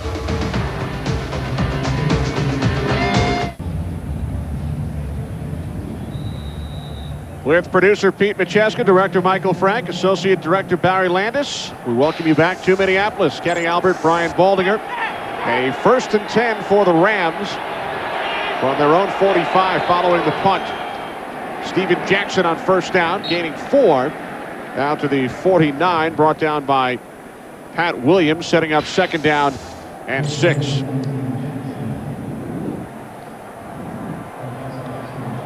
Ryan Fitzpatrick so far in his 2 starts, 4 interceptions. Coming off a game where he came in for an injured Jamie Martin 2 weeks ago in Houston, where he threw 3 touchdown passes, no interceptions. There's Martin on the right. Yeah, Jamie Martin there on the right, Mark Bolger on the left. Talked to Mark before the game. That shoulder still has a lot of fluid in the AC joint that he's got to get out. Fitzpatrick on 2nd down, had that pass batted back by Rennell Smith. Yeah. Rennell Smith is a guy that was a 2nd-round pick 4 years ago from Washington State, had a lot of injuries, but really, they're getting great contributions now from a lot of players. I mean, Rennell Smith now has a package. In fact, just about every one of their defensive players has a prominent role on this defense right now in some way.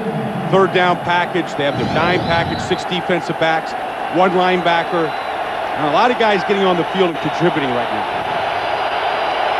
3rd down and 6. Rams have to get to the 45. And that pass broken up, intended for Isaac Bruce. Ralph Brown on the coverage.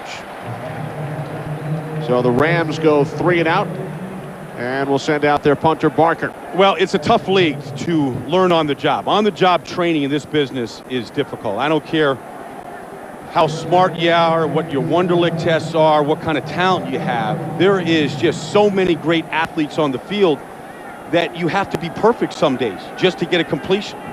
That ball was thrown behind the receiver. Everything went right for Fitzpatrick and the Rams 2 weeks ago after he replaced Jamie Martin. Became the first player in league history to throw an overtime touchdown pass in his debut to Kevin Curtis. Lost his first start last week, trails by 2 touchdowns here today.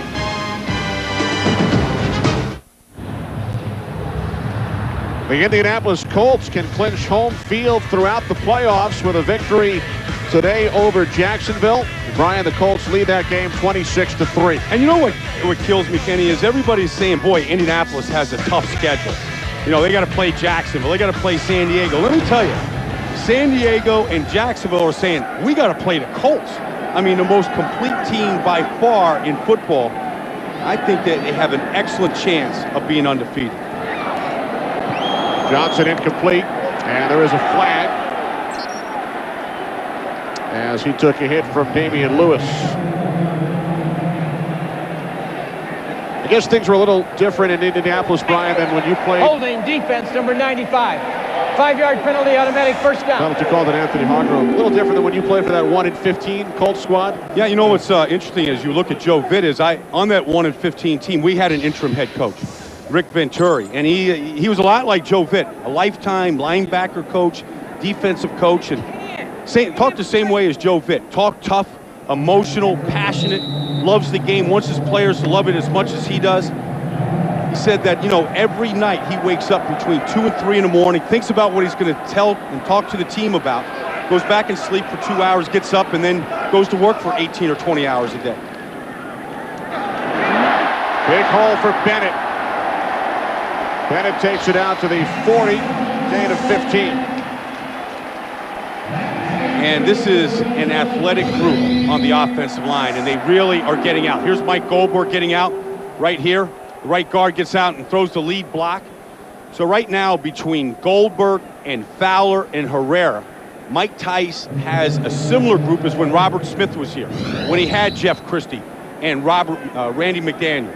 And those guys could get out front and be the lead blockers on the edge.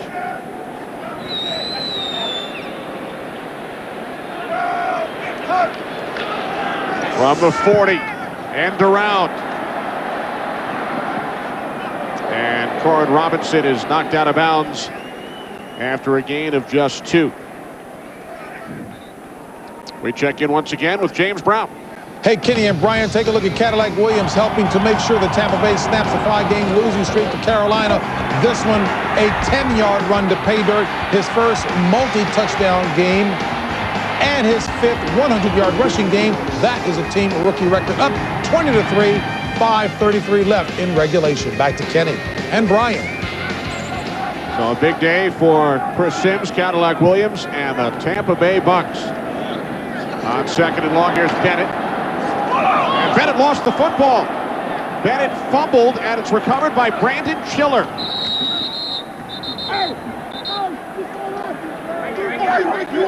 The 4th fumble Bennett has lost this season.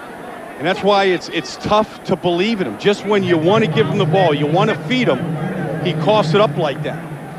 And in a game where you're trying to put it on ice, onto the deep freeze, you can't give the ball back to the Rams in this type of situation here. Got both his center and guard out front there leading away. Tucked that ball away right there. Great job of knocking that ball loose by Trev Falk and Brandon Chiller recovering. Remember week 2 in Cincinnati, Bennett lost 2 fumbles. He was in the doghouse for a couple of weeks after that game. Oh man, the Bengal game was terrible. Looks like Mike Tice is going to challenge this, whether he was down, whether the knee was down when the ball came out. He was not ruled down by contact on the field, so Mike Tice can challenge this. I think he's also might be challenging after the fumble. If the Rams could have picked that ball up and moved it. I think the spot. Minnesota is challenging the ruling on the field of the fumble. Down. We'll review the play. Larry Nemers said they were challenging whether or not it was a fumble. Looks from that replay like it was.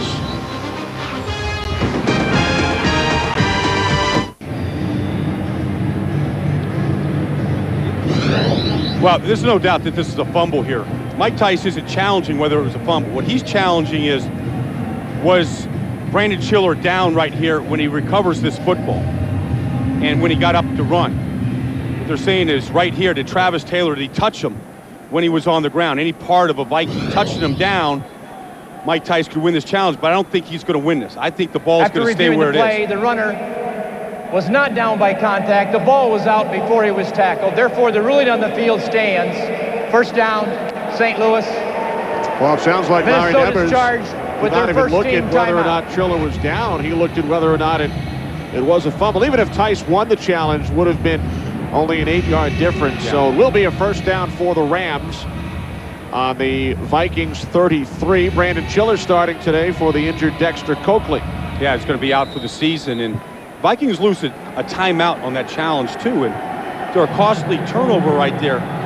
The thing about this Rams team is with their offensive firepower, they're never out of a football game. You may want to have held on to that timeout.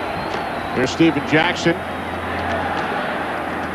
Jackson all the way down to the 29-yard line, gained 5. You talked about the comeback in Houston 2 weeks ago. I tell you, down there is Pat Williams in the middle, and there will be people in Minnesota that will tell you that he could be the MVP of this team. The way that he has performed, the leadership that he has brought to this team. In fact, he's never been to the Pro Bowl in 9 years, and they think that he should be the Pro Bowl nose tackle the way he's played this year. Spent his first 8 years with the Buffalo Bills.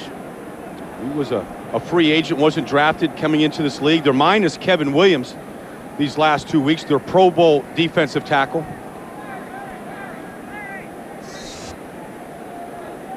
So with the training staff tending to Pat Williams, we'll be right back.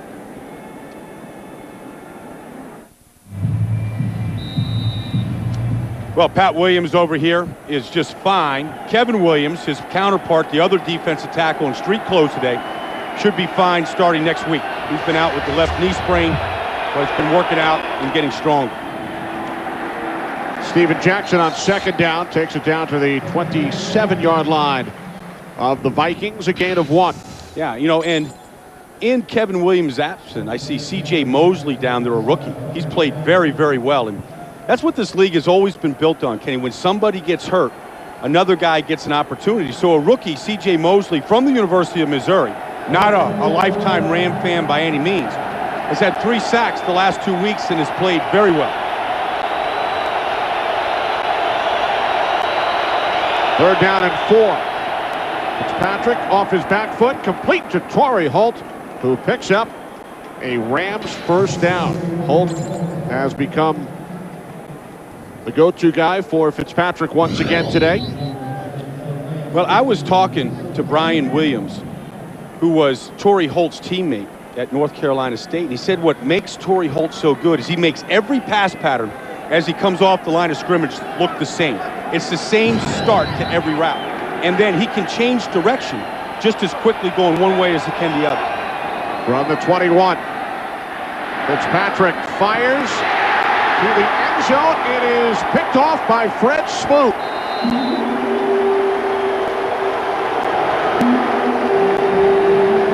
The 4th Vikings interception in today's game. 2nd pick of the season for Smoot. And it's a good job right there by Torrey Holt, just patting Ryan Fitzpatrick on the helmet saying it's going to be okay. And Fred Smoot, who's been out for the last 5 weeks, gets back in the action. And Fitzpatrick just never saw Fred Smoot come off on the coverage. See Fred Smoot coming from the other side. That might be worth challenging, whether that ball was trapped or caught.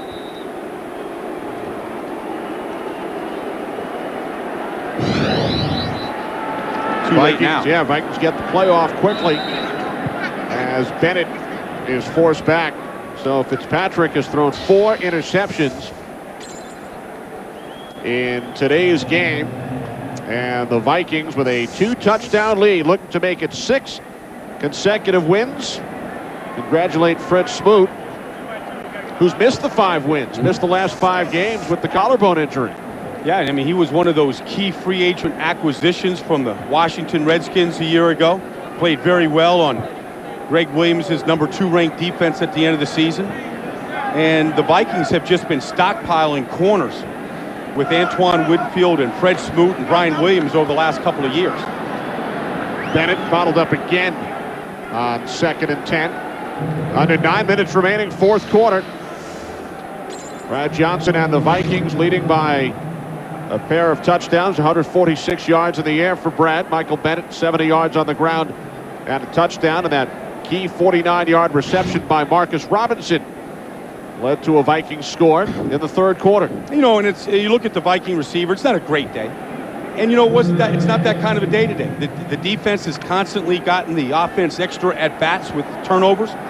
And one thing Brad said is this is not a selfish group at all of wide receivers. I mean, whoever becomes a star that day, they enjoy that moment. 3rd down and 10, inside handoff to Bennett. No gain, so the Vikings forced to punt.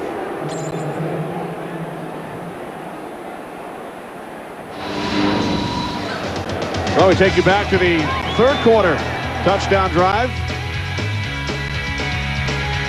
First that ugly duck, then the perfect pass to Marcus Robinson. And look what he did on Tuesday during Take a Kid to School Day. Well, and he went there and picked up a kid in a limo and came to the school with them that day, traveled with them, and then threw a couple of balls through a hoop from 94 feet away. Former basketball player at Florida State. Well, he was 2 for 4 from one length of the floor to the other. Not a bad percentage from 94 feet away. 38-yard punt. Rams get the ball back. 7.5 remaining.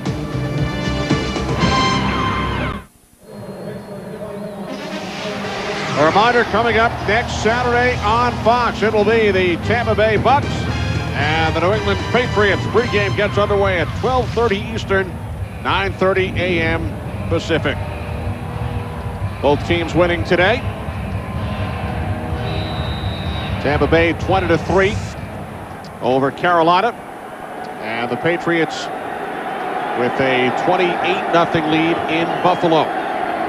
Under 2 minutes remaining in that Tampa Bay-Carolina game. Rams from their own 43. Fitzpatrick fires, incomplete. Intended for Torrey Holt. Brian Williams on the coverage. tell you, one guy that we haven't talked about in this whole resurgence of defense has been the coordinator, Ted Cottrell, who came from Buffalo in New York, and a guy that has just stayed patient. It was under fire early this season when the defense wasn't playing well. Right now, they're playing great. And for the first time in back-to-back years, the Vikings have held on to their defensive coordinator, Ted Cottrell now. A lot of these players have had coordinators change every year. Now this year, 2 years in a row, more comfortable with the scheme. Fitzpatrick to Holt, and that is career catch number 600 for Torrey Holt. So in the same game, Isaac Bruce with his 800th career reception, and Holt with his 600th. Well, one thing about these receivers of the Rams, regardless of the score, they're going to keep running their routes. And right now, 2 touchdowns to this team is nothing. I mean, they've been coming back in wins this year quite frequently. They've been down in the fourth quarter and have come back. 1st and 10 from the Vikings 42. Fitzpatrick steps up and dives down to the 39-yard line.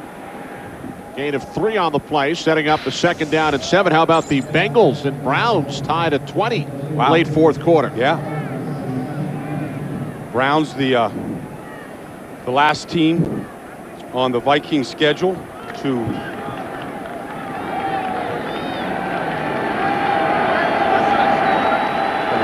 played him a couple weeks ago. A couple weeks ago right here. Last team to play him at home here. 24-12. Yeah. Fitzpatrick firing, and it's caught by Bruce at the 21-yard line of the Vikings, an 18-yard pickup. That's a good throw by Ryan Fitzpatrick after all the interceptions to stay in there under the pressure. Stay in there and be able to fire that ball like that with accuracy. Really put a lot on that football, too. Be able to shake off the interceptions, and that's one thing Joe Vitz said. He said, I'm worried about a lot of things going up to Minnesota, but one thing I'm not worried about is my quarterback. I believe in him, and I don't believe that he'll become unglued at any point during the game. From the Vikings 21. Fitzpatrick with time. It's caught by Bruce down at the 17-yard line. Gain of 4. Bruce tackled by Antoine Winfield. That's a pretty good matchup there. Antoine Winfield with Isaac Bruce. Not many cornerbacks in this league can lead a team in tackles. Antoine Winfield leads this team in tackles. An improved defense. You wouldn't think that. You'd think middle linebacker. No, Twan right there leads his team in tackles. And he's the only only cornerback in the NFL to lead his team. 2nd down and 6 from the Minnesota 17. Pass is caught by Torrey Holt, and he takes it down to the 13-yard line. Gains 4 more. Dontarius Thomas on the tackle for the Vikings with under 5 minutes remaining. A 2-touchdown Minnesota Vikings lead. Vikings are shuffling personnel, trying to stay fresh. There's been no pass rush on this drive right now. 3rd down and 2. Marshall Faulk in the backfield. 4 wide receivers. Hand off to Faulk, and he picks up the 1st down. Marshall Faulk down to the Vikings 9. That guy still has a great burst.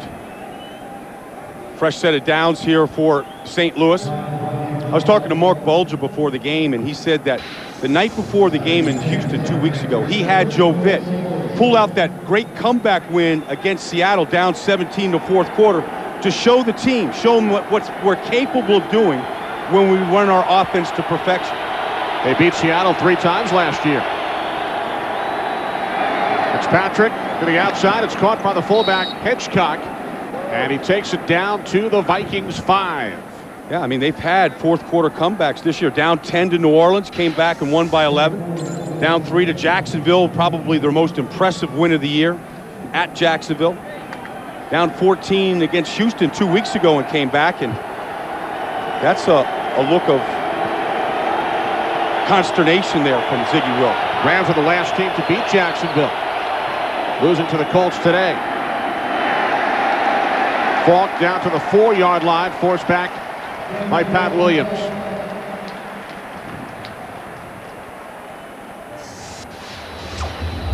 You know what my favorite Joe Vitt story was yesterday?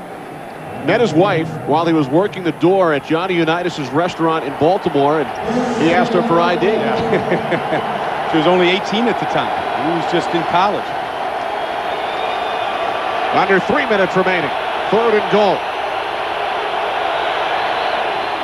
Fitzpatrick to the end zone, dropped by Curtis. Boy, Curtis has been quiet today, and he jumped to catch that football. Anytime a receiver jumps, their concentration is never the same. Why is that? Because you don't have your feet on the ground. You're just not grounded. A little harder. See, he jumped there. It wasn't necessary to jump. He could have just caught that ball right there.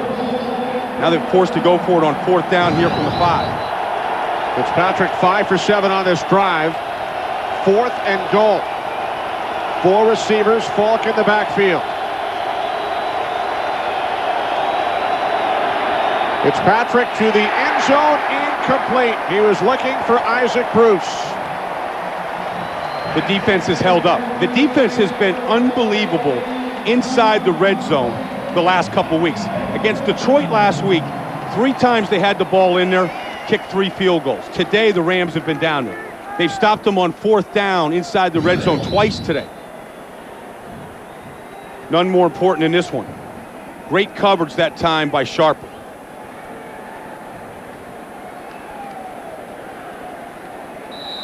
Darren Sharper one-on-one there with Isaac Bruce. Had him well covered. So the Vikings take over on their own 5-yard line, leading by 2 touchdowns with 2:42 remaining.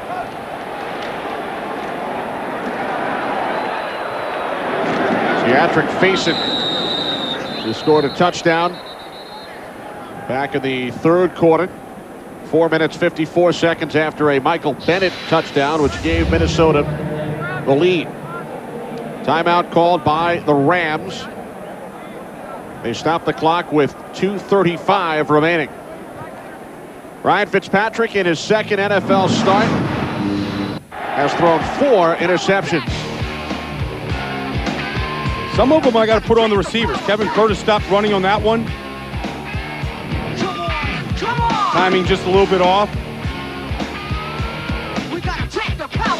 Isaac Bruce fell down on one. Nonetheless, though, this Viking secondary. Last week, Corey Chavis intercepted a ball at the end of the game to win the game, help preserve a win against Detroit. Turnovers coming the Viking ways, and tough for a rookie, you know, to try and run a rhythm and timing offense without a lot of repetitions. In fact, he said he didn't take any reps, you know, from summer training camp all the way up until last week when he was named the starter a week ago. Coming into this game, the Vikings 2nd in the league in interceptions. Only the Bengals had more. Vikings with 4 today.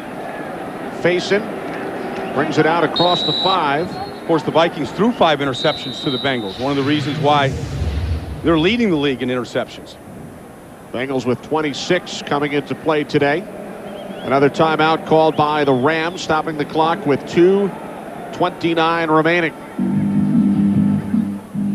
Well, 1:10 remaining in Pittsburgh, so a victory by the Steelers combined with a Vikings win, and Chicago, whose 8-game winning streak will come to an end, and the Vikings, who with a win today would extend their winning streak to 6, would be separated by only 1 game in the NFC North. Of course, the Vikings lost to the Bears earlier in the year, 28-3, but Ziggy Wilf coming down on the field's got to feel pretty good about nailing down his 6th win in a row, and what that feeling does, getting ready for a Pittsburgh team that's fighting for their playoff lives in the AFC North, coming off an impressive win, shutting down the Bears' 8-game win streak. Sets up a heck of a showdown and another huge game for the Vikings next week. You know, when you think about everything that's gone on, trading Randy Moss, Matt Burke's injury. Matt Burke's injury, the Mike Tice ticket situation, the boat scandal, everything that's happened off the field here in Minnesota. Mike Tice and his staff have done an amazing job keeping the players focused as they are 2 minutes and 10 seconds away from their 6th consecutive win. And it hasn't been an easy year for Mike. I mean, he tore his MCL ligament against the Giants a couple weeks ago. His son got a lacerated kidney in a high school football game this year. It hasn't been an easy year for anybody. But the Vikings about to raise their record to 8-5. We have hit the 2-minute warning in Minneapolis.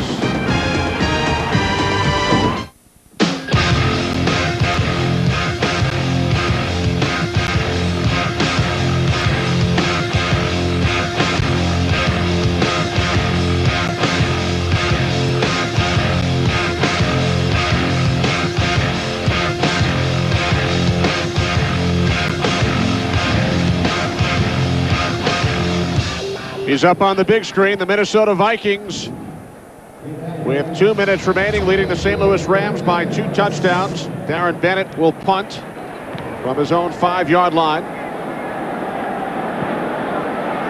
And it's fielded by Allen at the 47, and he's brought down immediately by Ralph Brown. 40-yard punt. It is a final from Pittsburgh. The Steelers have ended the Bears' 8-game winning streak. So Chicago now 9-4.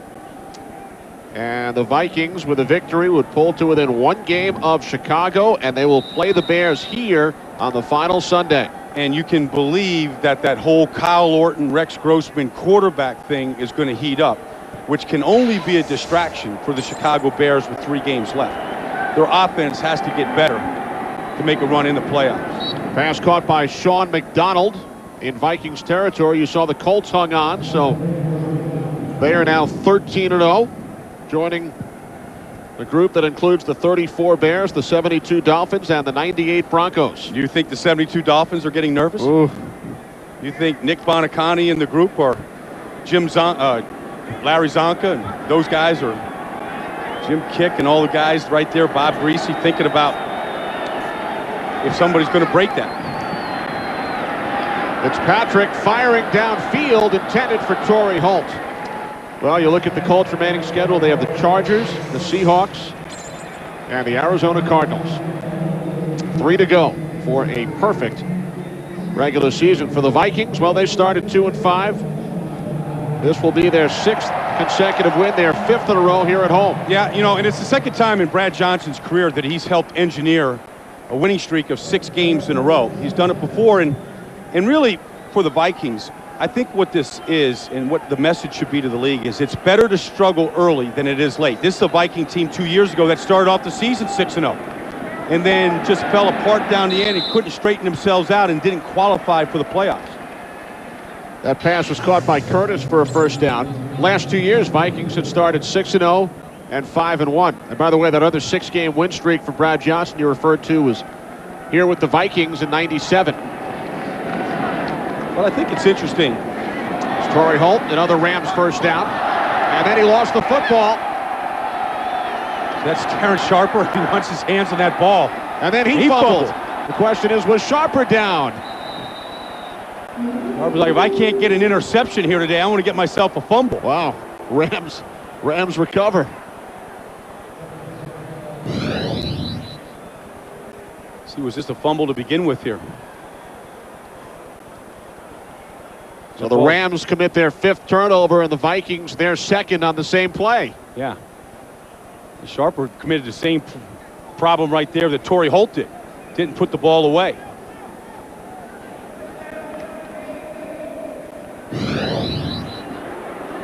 So it's a first down for the Rams on the Vikings 37.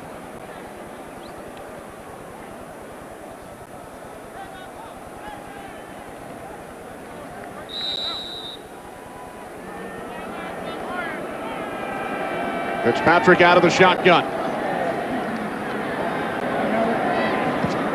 Out of bounds, looking for Isaac Bruce. Great job by our entire crew, led by producer Pete Macheska, director Michael Frank, our associate director Barry Landis, broadcast associate Chirag Devaskar, our technical producer Dan Rotante. Studio show produced by Scott Ackerson, directed by Bob Levy. The associate director is Stephanie Medina. Jack Simmons, the senior vice president of production. Senior producer of Fox Sports is Bill Brown. Executive producers are Ed Gorin and David Hill. Eric Merlis, Rick Camps crunching the numbers, and our spotter in the booth is Ben Bowman. Well, Vikings with the 6-game win streak right now. Fitzpatrick to Bruce. but he was out of bounds.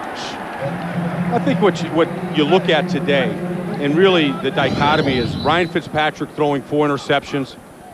See right here, Isaac Bruce. Right foot came down out of bounds on the chalk. I don't think he dragged it long enough there. But then Brad Johnson, the other side, no turnovers, taking care of the football. You know, Brad Johnson, 16 to 25, only 146 yards today, but to 9 different receivers. He continues to spread the ball around. I think this offense does have to get better here in the final 3 weeks to make a run into the playoffs.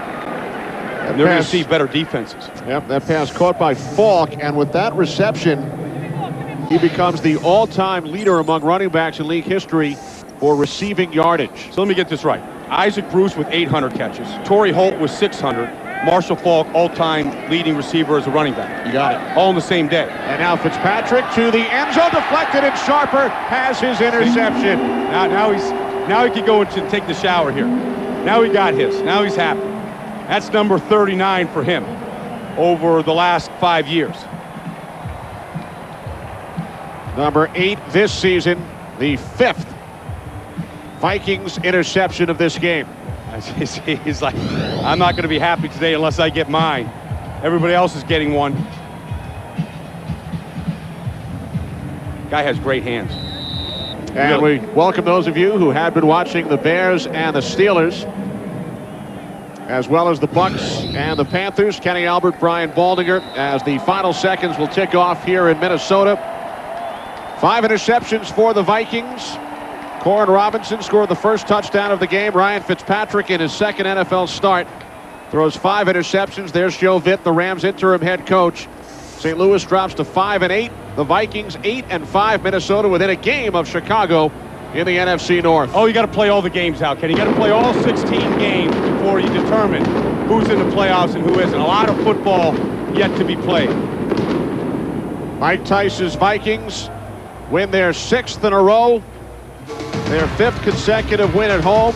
6-0 with Brad Johnson as their starting quarterback.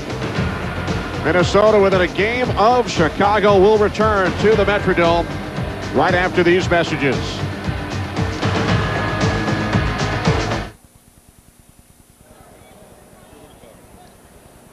Here in Minnesota, a 27-13 victory for the Vikings over the St. Louis Rams. Corin Robinson and the Vikings win their 6th consecutive game, now 8-5, 1 game behind Chicago in the NFC North.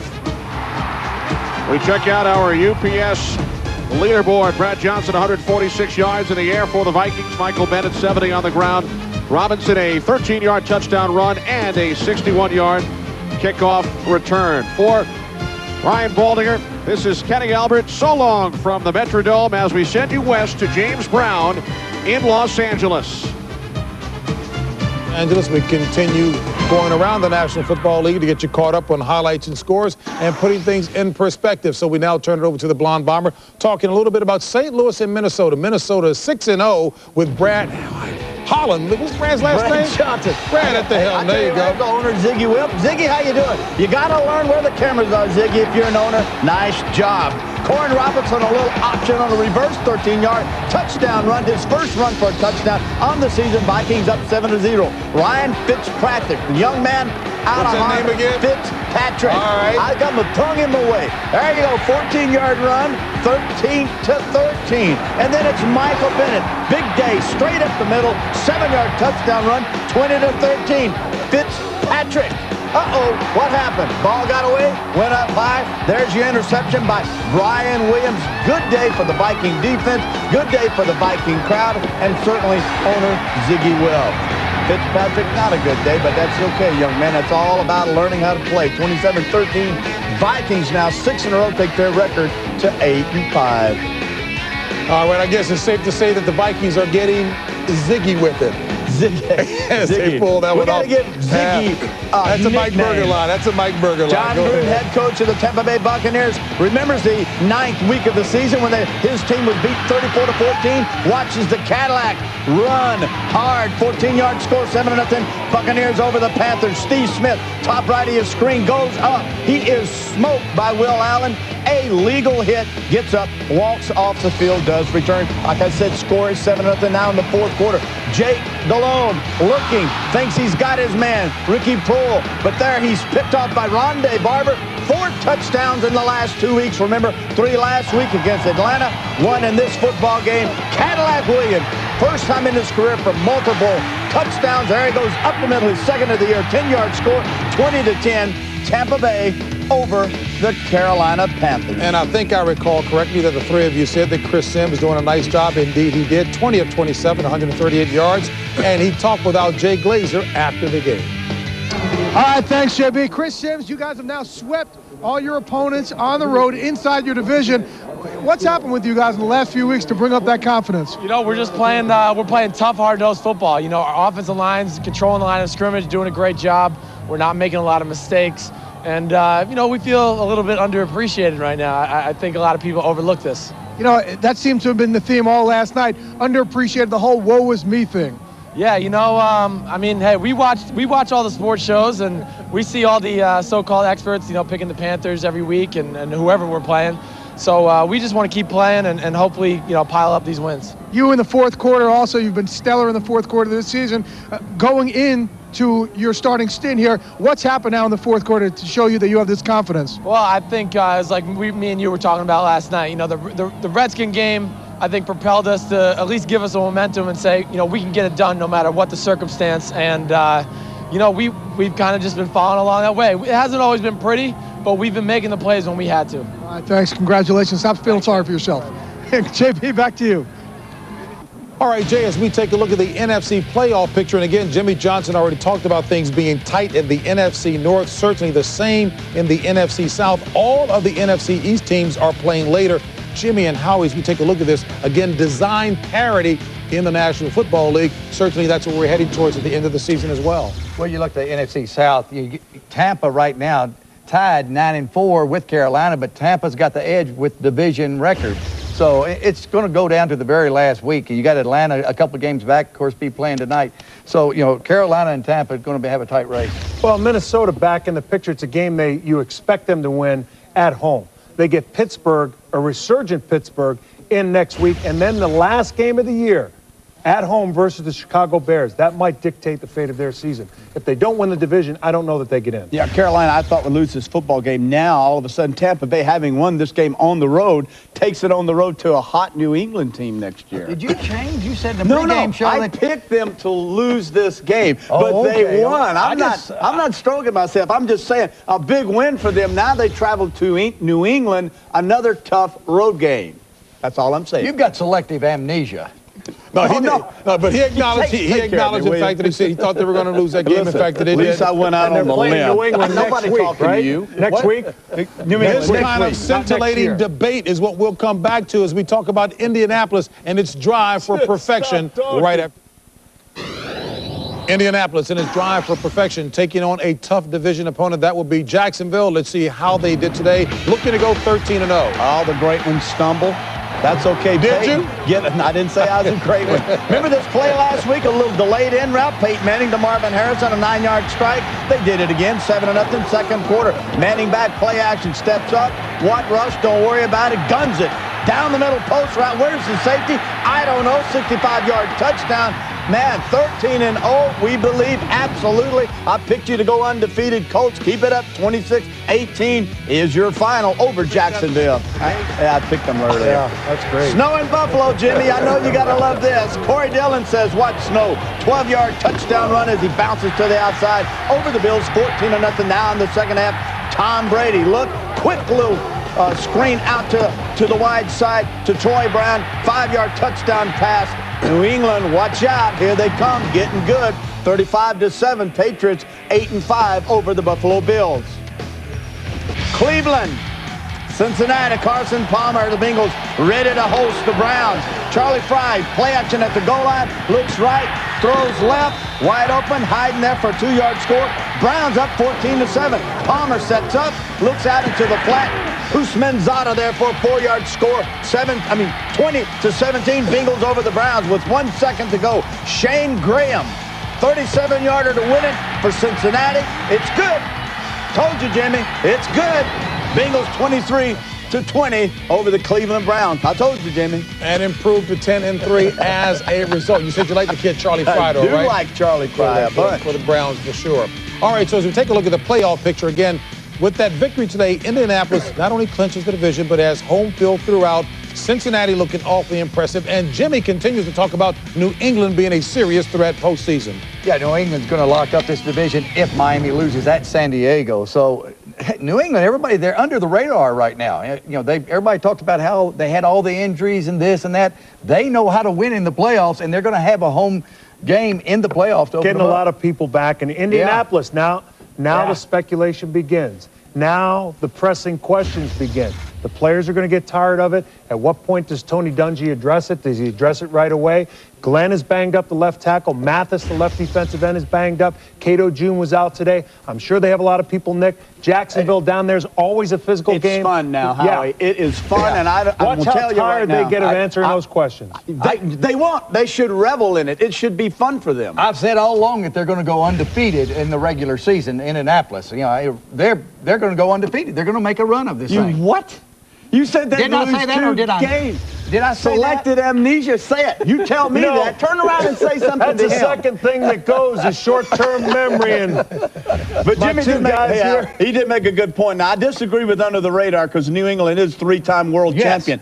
But the thing is this, they'll win their first playoff game at home, and then they will travel to where? Indianapolis. Yeah, play Folks, the we will come back and talk a lot more just like they're doing right after this. He doesn't get a lot of recognition from me anyway, because I go too far back with him. But Game Ball just continues to make enough plays for us to win. Brad Johnson. All right. Yeah!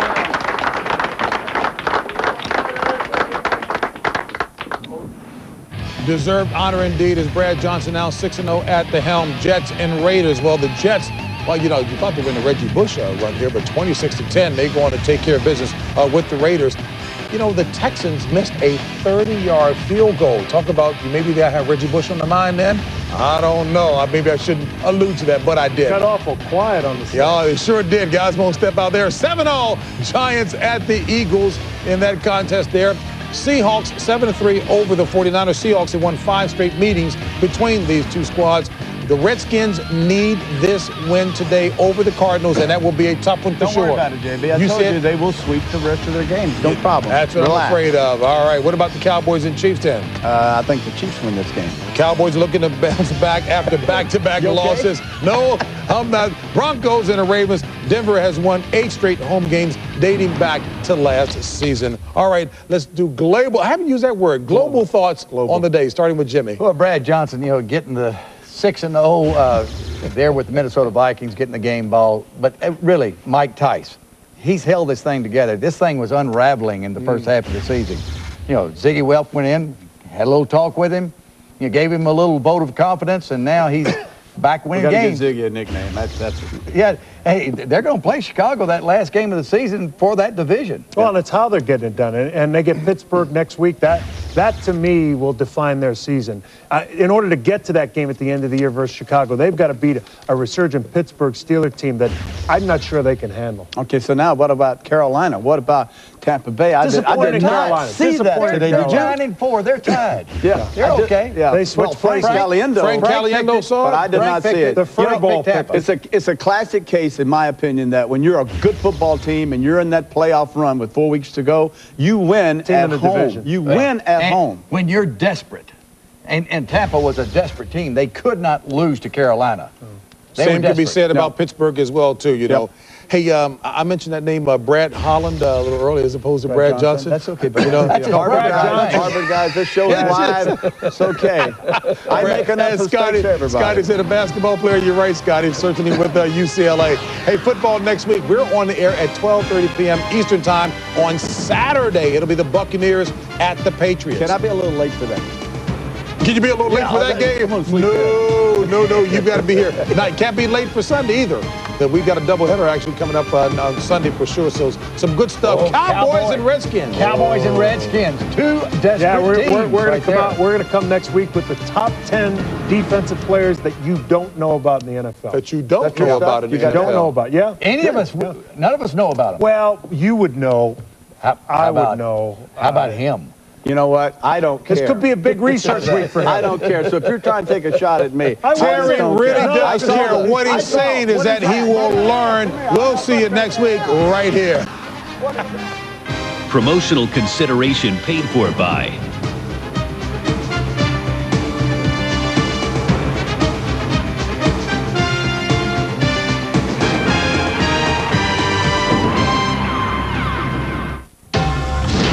Fox Sports thanks you for watching this presentation of the National Football League.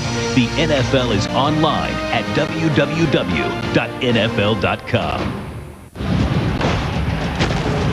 You've been watching Fox Sports, broadcasting in HD and presented by DirecTV. Cadillac Williams and the Bucks, Tom Brady and the Patriots. It's a Fox NFL Saturday special this week in HD. This has been a presentation of Fox Sports, home to Major League Baseball, the National Football League, and NASCAR.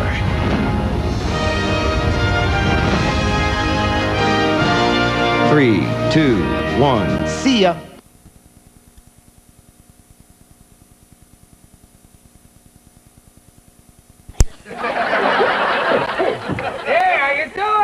Jerry, George. We're doing fine. How are you? What? Oh, me? Fabulous. Just fabulous. I got a lot of auditions, a lot of callbacks. I got a lot of interest in my movie treatment. You know, I'm in development. I'm developing vehicles. Man, there's a lot of energy here, man. You know, the vibe, it's powerful. I'm just swept up in it. Yeah, I'm a player. Player? Oh, yeah, I'm a player. Kramer, do you realize what's going on here? Do you know why you're here? What, this? I'll be out of here in a couple of hours. Hey, guess who I met today? Fred Savage. Oh, nice kid. A really good kid. You know, we're talking about doing a project together. Kramer, you've been arrested as a serial killer. So? What? I'm innocent. I mean, you guys believe that I'm innocent, don't you? Jerry? George? Yeah, sure. Kramer, let's go. Lieutenant wants to see you. Yeah, okay, yeah. All right, look, I'll be out of here by noon. Hey, maybe we'll have lunch together, huh?